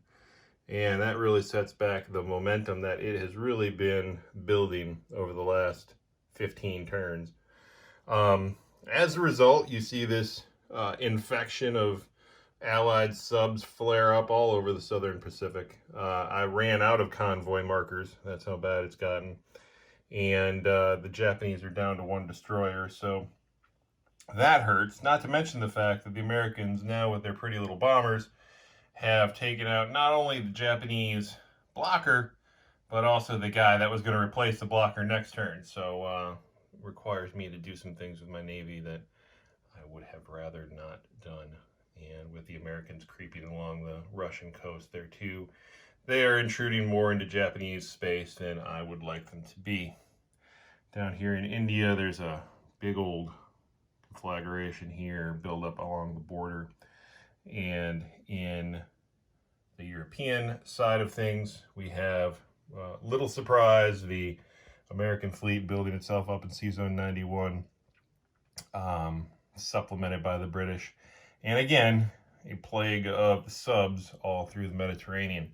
Chris likes him his subs, and he likes to convoy, so that's happening all over the board. The Italians, not yet resorting to pure turtle mode, have plugged C-Zone 92 and sent their transports into Egypt, just barely retaking it again to get that bonus and that victory city for reasons that will become apparent on Germany's turn. Hopefully that will be worth the sacrifice, because Europe is, not as heavily fortified as perhaps I would have liked it to be as we enter turn 16.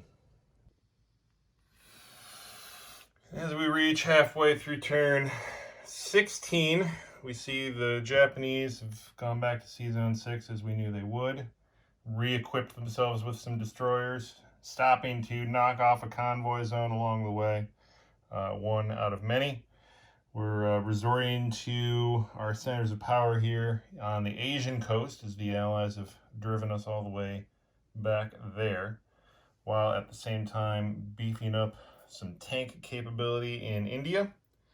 And as convoys go, I mean, I lost 9 IPCs total with all these subs, which is a lot, but it leaves me at 67, was it? Um, and that's, that's not a terrible amount of IPCs. We're down from the 90s that Japan was hauling a bit ago, which sucks, and it's going to continue to go down farther. But, Japan's still afloat. So the Germans have rejiggered their lineup a little bit, now focusing in the south, and you'll see no one's left in Novgorod, so leaving that to the Allies. We have a strong reconcentration here along the southern border of Axis Allied territory, and equal and opposite maneuver from the Russians, bringing their entire stack down to Tambov, which is, an arrangement we don't see often.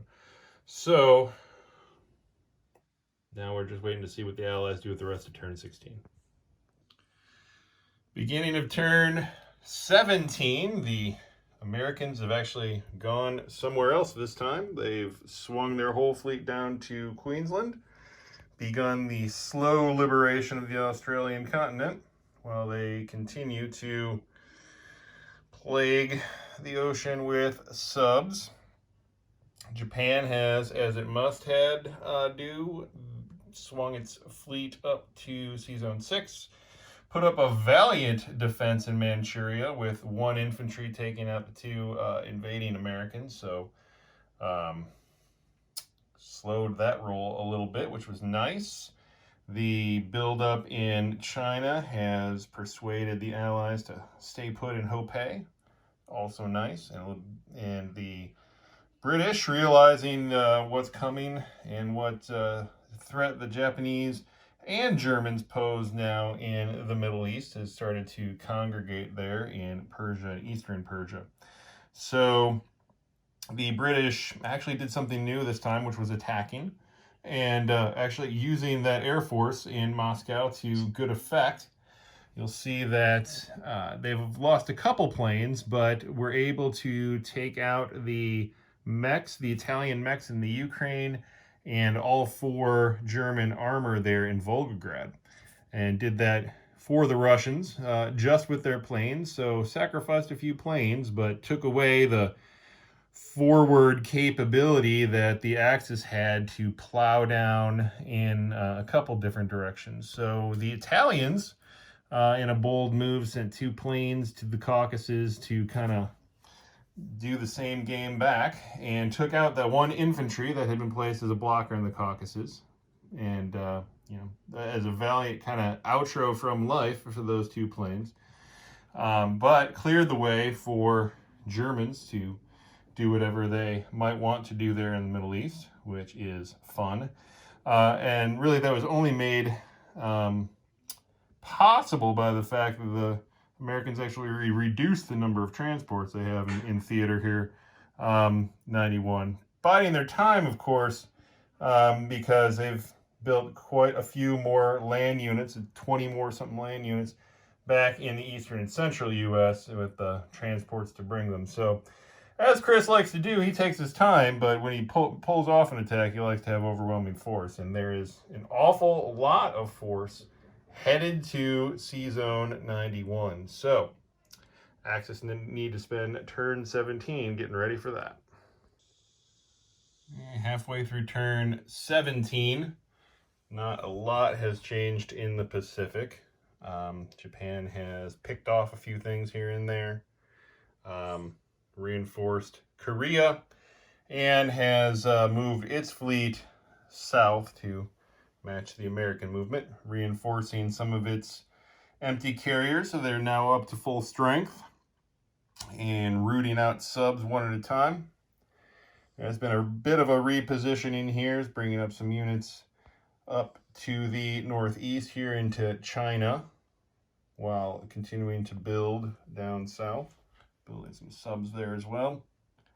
on the European map. So the Italian gambit into Volgograd was based on old data that didn't account for what happened the turn before. So those two planes got pissed away because they did not support the massive invasion of Persia that they were originally intended to. So it was the original plan was to bring that entire mobile stack of tanks and mechs down into Persia. But after having recalculated the odds of survival down there, Germany abandoned that plan but forgot to tell Italy. So Italy threw away its 2 planes into Volgograd to get rid of that guy in Caucasus. So did it to get rid of the military base in northwest Persia. Well, that's something. Maybe that'll swing the course of the game, but it seems unlikely. The Germans have begun their strategic repositioning here in western Russia. Russians, of course, coming back and filling the gap as they start to move back west. Taking a couple bombing pot shots here. And in the meantime, on the Western Front here in Europe, we've, accomplished a bit. We sent the Air Force into London to diminish their capacities there and managed to do some damage to all 3 facilities in London. Running out of smoke tokens, which tells you something. So those are battleship markers. Everybody reinforcing there in Holland to give the planes a little bit of cover on the way back, the attack bombers. And kind of reinforcing that Western Front, anticipating what the Allies will bring back on the rest of turn 17. Beginning of turn 18, the Americans started limping back towards Hawaii to start getting rid of the subs that were there. And so we've got a whole conflagration there, conveniently out of the range of the Japanese fleet in Philippines. Meanwhile, a few turns after being liberated, the Anzacians are now back up to full economic strength, although they haven't built very much yet. But they have finally cleared the Japanese flags out of their territory. So the U.S. continues to be a pest in the South Pacific, having now taken one of my money islands, as well as continuing to spread their subs around and convoy wherever possible in order to be as annoying as possible. The folks down here in China kind of rearranging themselves. We've got a Chinese roundel on the board for the first time. That's something. As expected, the British have cleared the Germans out of Persia and kind of reoriented their forces there towards Persia proper. All the planes now back together again, while the Italians just sit around getting picked on. They had a very poor time getting rid of subs, so we're unable to destroy any subs there in 97. They got convoyed pretty hard this time, collecting only 8 IPCs total after all those convoys. Meanwhile, the Americans bide their time, continuing to shuck, as it were, their forces back and forth. Now a imposing number of troops piled up in Gibraltar, which is what all that represents. And just waiting for when they can dive into Europe. Will it be on turn 18? And what will the Axis do to prepare for it? Halfway through turn 18, the Japanese have mostly oriented themselves around Asia. So we threw a whole lot into Quichao. Did not really expect to win. Was hoping not to lose quite as badly as we did, but lost all the land units that went in there in a plane. But we're able to whittle that force down a bit and then encircle them with more, supported by these naval air units. Rooted out a couple more subs. That's another convoy marker gone there. And doing that dirty work while the Russians, Russians jumped down to Quichao there. They also, on the European map, cleaned out what was left of the Germans down in the south. as one might expect, and start reasserting themselves down in southern Russia.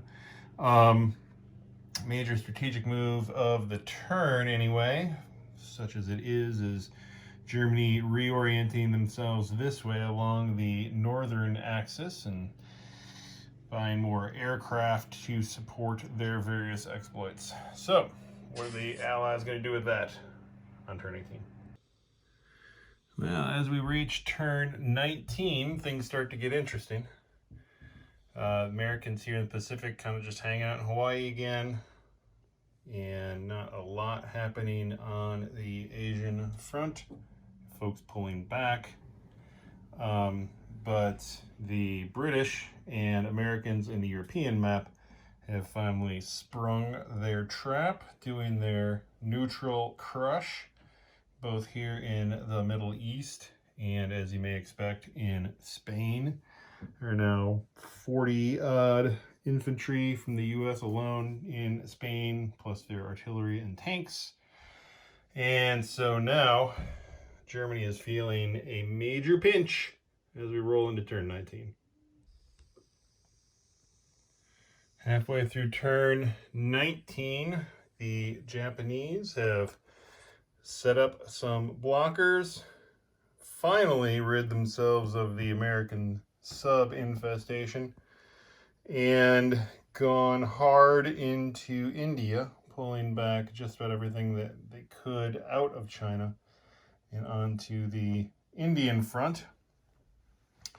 While on the European map, the Germans, although they were well positioned to wipe out that entire stack in Leningrad, which would have been really, really sweet, determined that that was not the best long-term move for them with all these Americans in Spain. So that was the crush in time that saved a whole lot more than 9 up there in Leningrad. Rather, the Germans have repositioned themselves defensively and built up large stacks in order to try and hold off the hordes of Americans that are sure to be oncoming here on the rest of turn 19. Turn 20, as we see that the Americans have exploded into the Pacific, taking all sorts of islands, hopping all over the place here, including the Carolines, among other places. The Gilberts has been liberated, giving the Anzacs a bonus again for the first time in a long time. They are actually building up a nice little, tiny little army there. On the Asian front, the British have continued trying to dice up Mongolia while moving westward, piling up through Turkey and into Greece, while the Americans counter with a huge invasion of Normandy. There are 40 infantry from Americans and all sorts of additional stuff there in Normandy. At the same time, the Americans just going on a enormous colonialist rampage here, tearing up through South America just to start getting some more IPCs to fund their war effort. They see we took down Portugal and any other neutral country that stands in the way of their global domination. So their pretenses to democracy have fallen by the wayside. So does that give the Axis any encouragement here to fight back against the colonial powers? We shall see. The Italians have already started the job by taking southern France back from the U.S. See what else the Axis are able to accomplish here on turn 20. Now halfway through turn 20, the Japanese have retaliated a bit here in the Pacific, cleaned out most of the transports, still the one guy left there in Gilbert's. Gilbert's, if you weren't aware, under the house rules, is one of the islands that Allies need to control in order to give Anzac a bonus. That's why I was able to get a bonus this last time. And I'll tell you that this, because Chris isn't listening to this one, this last surviving transporting Gilbert is probably going to go to Palau, just because that gives the U.S. another, I don't know, +2 or something. Couldn't get them all. That was the one straggler left, so, you know, that's fine. But Japan reasserting itself here. You know, moving in a little bit into China again. That's a stack of 12 infantry getting up in the Allies' grill. Unfortunately, with Russia doing so well in Europe, they're starting to once again send units into China. So I have no ambitions about getting too far into China. I'm just protecting the more important territories, kind of a backdoor guard situation, while the main effort is here in southern Asia. So this stack here in India is, statistically speaking, if he throws everything at it, it'll get wiped out.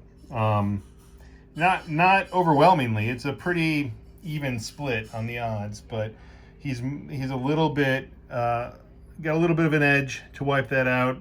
He'll have only aircraft left, but more importantly, his third strike capability, because that would be his second strike. So his third strike capability is significantly degraded from there, right? Because now he's made the commitment. He's moved everything up towards Europe down here. So this is the time, even though ideally I would have loved one more turn to position, this is the time to start putting the pressure on the Eastern Front. So he's got to make a decision on what he wants to do with the Middle East. He can't throw all his stuff out the other door and then expect to hold that end as well. I think he's counting on the Russians to do that eventually. Ideally, I'd love to force him out of the Middle East or make significant inroads on his capabilities down there before he's able to get reinforcements from anywhere. On the Eastern Front, on the European side of things, it's messy. So kind of hard to tell, but on this angle, but the Russians here, they're moving in with significant force. As you know, expected, right? We made that choice when I started to focus on defending France instead of pouring everything onto this side. So that huge Russian stack now made it finally into eastern Poland. Russians starting to make tiny inroads into Germany proper here, and that hurts because he gets bonuses for those territories. That's never good. You might have remembered the huge Allied stack in Greece. Well, Germany took care of that. There were 6 mechs, a tank, and then a couple of infantries were able to paratroop into Greece, supported by the entire German Air Force, which has stayed robust during this game and was able to wipe them out. It took just enough hits to wipe out the land units, but Germany lost no aircraft in that fight, so that was a win from my perspective. He's going to start, you know, it's costing him. He's going to start gobbling up Eastern Europe here, which is unfortunate but inevitable. Hopefully, you know, best case scenario, I can push back. So I've got everything stacked up here in France. Too much to talk about, but there's an awful lot. Statistically, not only can he not take it, even with that enormous stack in Normandy, but if he were to stay there, I got pretty good odds to wipe him out next turn. For that reason, I don't think he's going to stay there. I guess, my guess is he pulls back this enormous stack to Spain, where he's got 20 more infantry headed this turn from US. So a stack of 60 American infantry there is no small force to reckon with. So my guess is he does that. He is, of course, in range of Italy with his transports, but not his planes. I should have enough left there to guard against that, but we'll see. And I've got enough in Western Germany that is supposed to be able to hold out any invasion force he can bring this turn anyway, since his planes are so far out of position down here.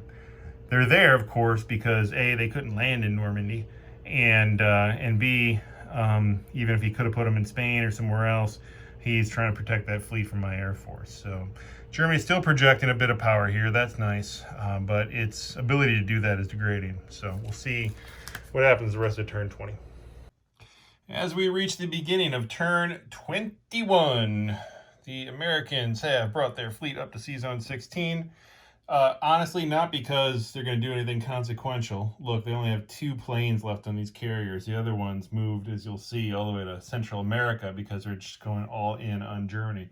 Kill Germany eventually, I think, is the strategy here instead of first. So, yeah, Japan's going to have to move something up to defend against that, but it's a nuisance more than anything. And now there's hardly anybody left in Hawaii to move. He's got a token set of transports coming in just to be nettlesome, not to project any force. He's taking Palau, which gives him another bonus. The Australians are up to 13 IPCs, so they actually bought themselves a plane. That's about all they've been able to accomplish. On the Asian front, the Chinese, getting a little aggressive, again, just to be annoying, not to really accomplish anything.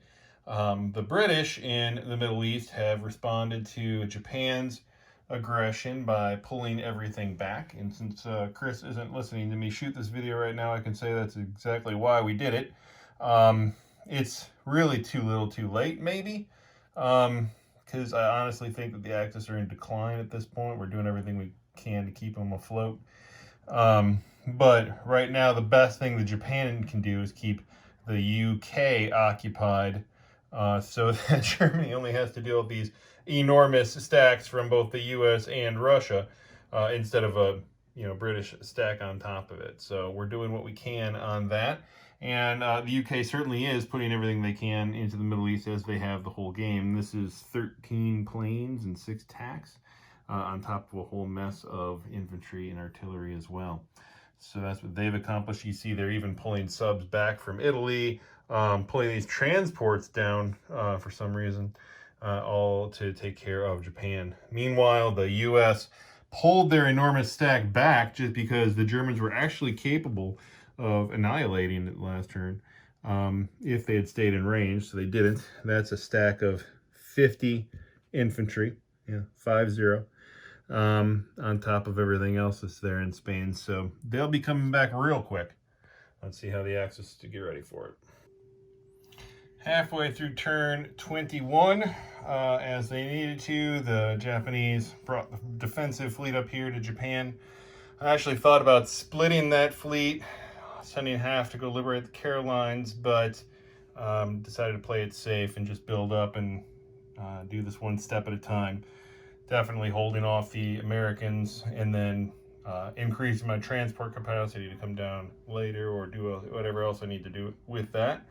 The American transports are now gone, so the expansion stopped for the time being. I toyed with the idea of coming back down to Anzac. That is certainly something I can pull off, but I think, as I mentioned in the last video, if I don't keep pushing on Europe, then may as well write the game off. So invested down here, built a new military base in West India, building as much as I can, more or less, land-wise down here.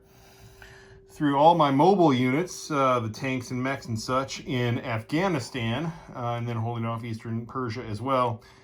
Almost didn't put the AA guns there, and that would have been disastrous, because these 13 planes, 6 tacks, and a bomber could have easily wiped me out. He would have taken some damage, but shoot, I mean, he would do that to get rid of all my tanks, right?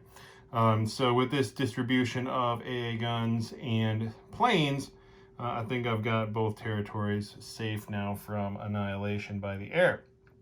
Keep in mind also, I've got the tech for Japan, as a result of some of my victory tokens, that increases the effectiveness of my AA guns, so I know he's afraid of those.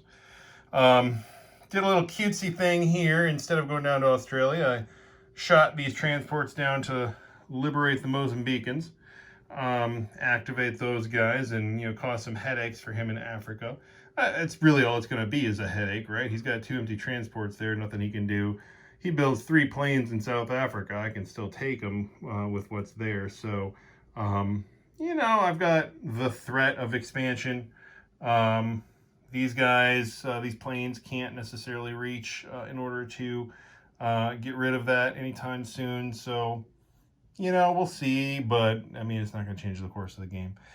Meanwhile, in Russia, he's going nutso. So as you would expect, this stack is moving into Europe, and he's playing it cautiously here, moving them into Romania instead of right up on Germany's doorstep. He's going to play the long game, as he clearly already has, in draining Germany of resources. Italy, we didn't mention last time, got no money for the first time in the game because what little it has left, it literally is only getting 7 IPCs for these 2 territories, and it was all convoyed by these subs, so that's pathetic.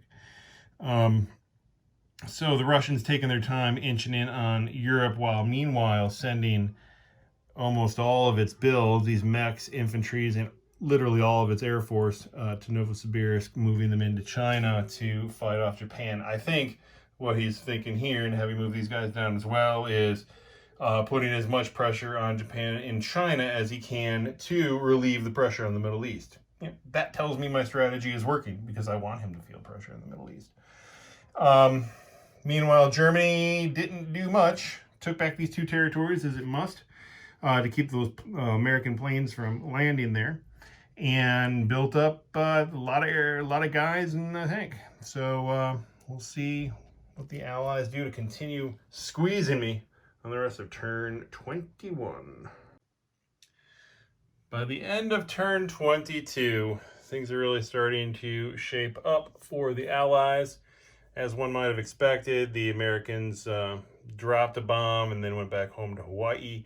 Nothing really exciting happening in the Pacific other than, hey, the Australians are starting to branch out, sending 1 plane to Fiji, of all places, just because, you know, it's turn 22 and things are getting weird. In the UK sphere in the Middle East here, so they've moved around a little bit, continuing to build up in Persia, throwing their planes up in Kazakhstan to block a potential run by the Japanese tanks up into Russia. No doubt all of these Russian forces here will also gather in Kazakhstan before Japan gets to move again. That's no real surprise. That's kind of the reaction I expected to provoke by moving those tanks there. Truth is, while I toyed with that idea and never ruled it out, the main goal right now remains flushing the British out of the Middle East if at all possible. And of course, the Mozambican move helped with that. Chris decided not to build up anything in South Africa, realizing that would be futile, but instead the longer play, building another military base in Egypt, because they don't have enough production capability here in the Middle East, starting to move guys towards the African front so that Japan doesn't run wild with that. So scared them in both directions here, away from the Persian center. How much that ends up helping me, how much any of that ends up mattering, certainly it remains to be seen, because as you'll see, the Allies have now created a second dump of pieces here. All of this is in Romania, by the way. That's 13, 15, what is it? Oh, no, that's 15 British planes on top of everything else. Most of those from Persia and from Spain. The Americans creeping up into Yugoslavia. British shooting a tank as far as greater southern Germany, knowing that the Italians would do what they did, which was shoot a mech up there and some planes, flush it out. But of course, in true Italian fashion, they lost and lost their mech. So we're playing, back and forth with these territories. While the Americans build up, the transports have dumped another 20 pieces here in Spain. I haven't even chipped up everything yet because the armies are so ridiculous, but that's more than 60 American infantry there. So as Chris has said, if he can't get it done with that, it ain't going to get done. So I do think that time is running short for Germany. We'll see how long they can prolong things here in turn 22. Halfway through turn 22, Japan is holding down the fort here in C-Zone 6 while starting to creep up on Russia and China, mostly because the Allies are relocating towards the Middle East. We've got all this Russian crew, 15 mechs and all their planes. You see they even bought strap bombers and more mechs up there. Russia's all focused on the Middle East now. Why? Because they can be, because Germany's pretty well in hand. Japan is, furiously doing what it can to branch out, which is, you know, not a whole lot at this point. We're made inroads. We're all the way through to Eastern Persia now, breaking into the British Middle East, but those Russians are knocking on the door there, and no matter how much I build over here, you'll see I didn't pour all my planes into India because I'm afraid the Russians could come and squish them. No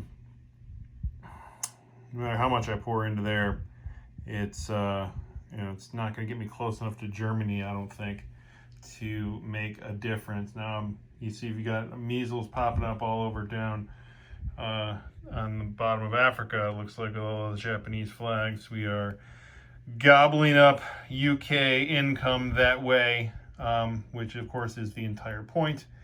Even starting to convoy here in C-Zone 80, but again, how much does it matter? Remains to be seen. On the German front, so the Germans have, you know, broken out, taken back those edge territories that we trade back and forth as they needed to. We took Yugoslavia, although the Russians took that back now. All of our German Air Force is parked in southern Italy. That should buy me at least one more turn to keep the Americans from invading southern Italy, but they're getting so close here on both sides. They've got an air base in Spain and all those planes now that have a landing place.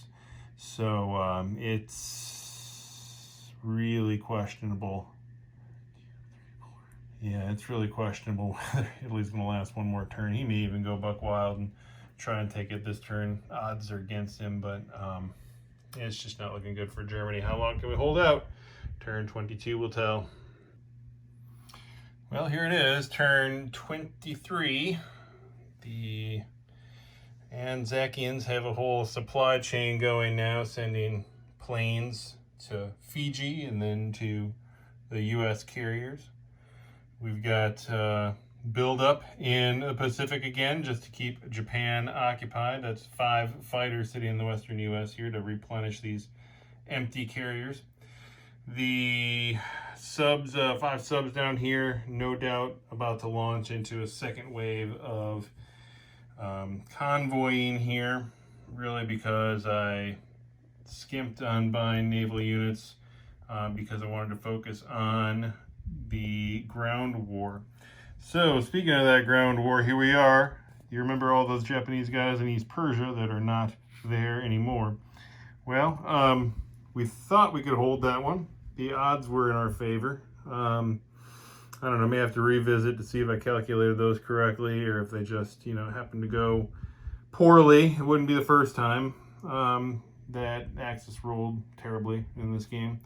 But anyway, my guess was he was going to take them down as much as possible, and if things went badly for the UK, finish them up with the Russians, which honestly is something that occurred to me, and it's not a terrible outcome, I guess, because, you know, a whole lot of British guys just died there, but it's a stalemate at best. It means we're not getting anywhere in this build-up, especially with all those Russians coming down. So query what good it all is at this point. A little bit of pushback in China, as you expect. On the European front, again, what you would expect at this point, the Allied mass, all those guys are in Yugoslavia.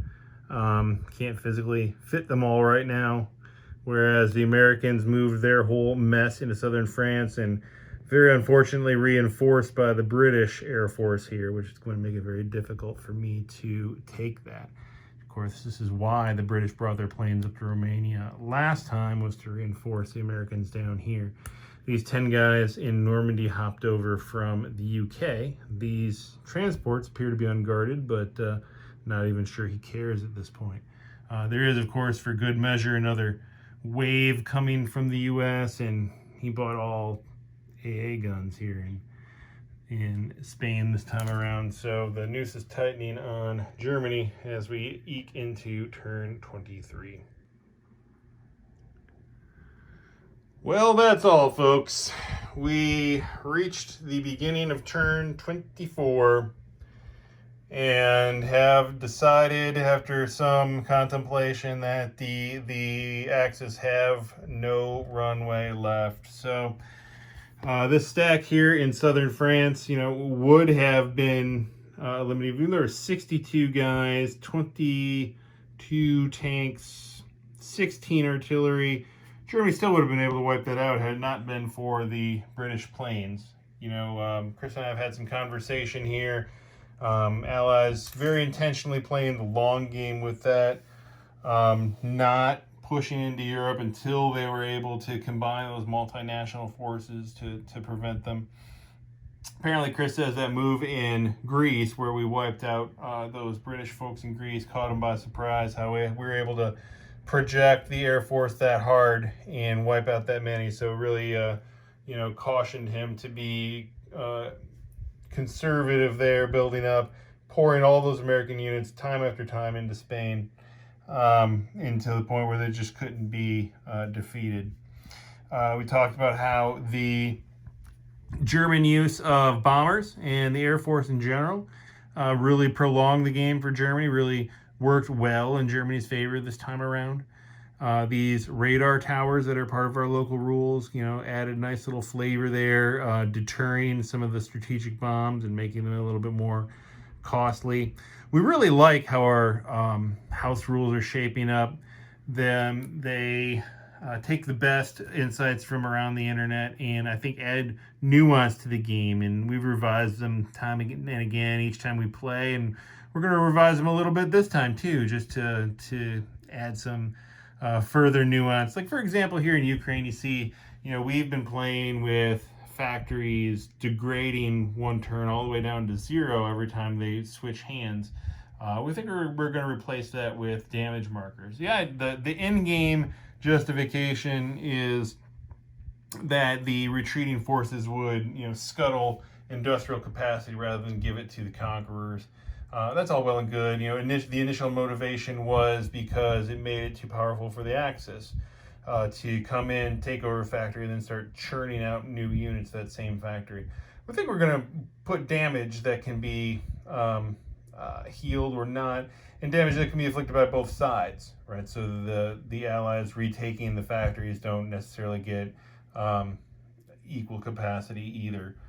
So we'll play with that, little tweaks like that to the house rules, nothing major, and we don't really think that they break the game. We think that they add a lot of depth and flavor to the game that is getting more and more consistent with the overall idea of it.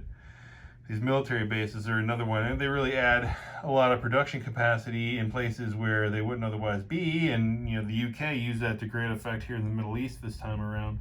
But they're not overpowered, so we think we'll stick with them. Strategy-wise, Japan has really come to rely on Kwang Sea there with air base, naval base, military base, and thinking it can use to project either out to India or into China, spitting guys out wherever they want to go. Flying planes back and forth from Japan to Kwang Seas and then projecting them in all sorts of different directions. We talked a bit about what Japan might have done if we had gone full naval into this and forced the U.S. to spend more money in the Pacific. Would that made a difference at the end of the day and allowed Germany to stay alive? Maybe. Certainly would have cost me a lot in Asia. And once the UK takes back Calcutta, that's a big deal. And then Southeast Asia is basically gone. Sure would have been nice. I had held on to Australia. That D-Day down under was costly, and if that had gone the other way, as the odds say that it should have, that would have made a huge difference. So yes, Axis rolled poorly this game. It was almost comical at some points. But that's going to happen every time. And so, you can never really blame the failure of your strategy on the dice alone. So, turn 24 we're getting into. That's an impressive long time, I think, for the Axis to live. Chris made the comment that under our house rules especially, but maybe in any game it goes this long, it's not a question of if the Allies will attack the neutrals, but when. He certainly went on an orgy of colonialism here. having taken over all of South America and every neutral he could get his hands on just to get a little bit more money. I always love thinking about what the political consequences of these games would be. I mean, it's a little nasty thinking about the Axis and what the consequences of them would be, and you don't think too hard about that when you just play a board game like this. But think about what the long-term political situation would be if the Axis surrender, but Japan's holding on to this much territory at the time. What would the 2000s look like at that point if World War II went this way? Interesting thoughts to think about. But anyway, I'll tell you how the first half of my summer went. It went playing this game. What we hadn't mentioned, we've been playing this game a little bit here and there on weekends and weeknights, a half turn at a time. So we've been at this game for a solid 2.5 months, I think. So that's the investment time that went into this one. And if you reach the end of this video, that means you've invested a whole heck of a lot of time into watching it. So let us know what you think. Till next time.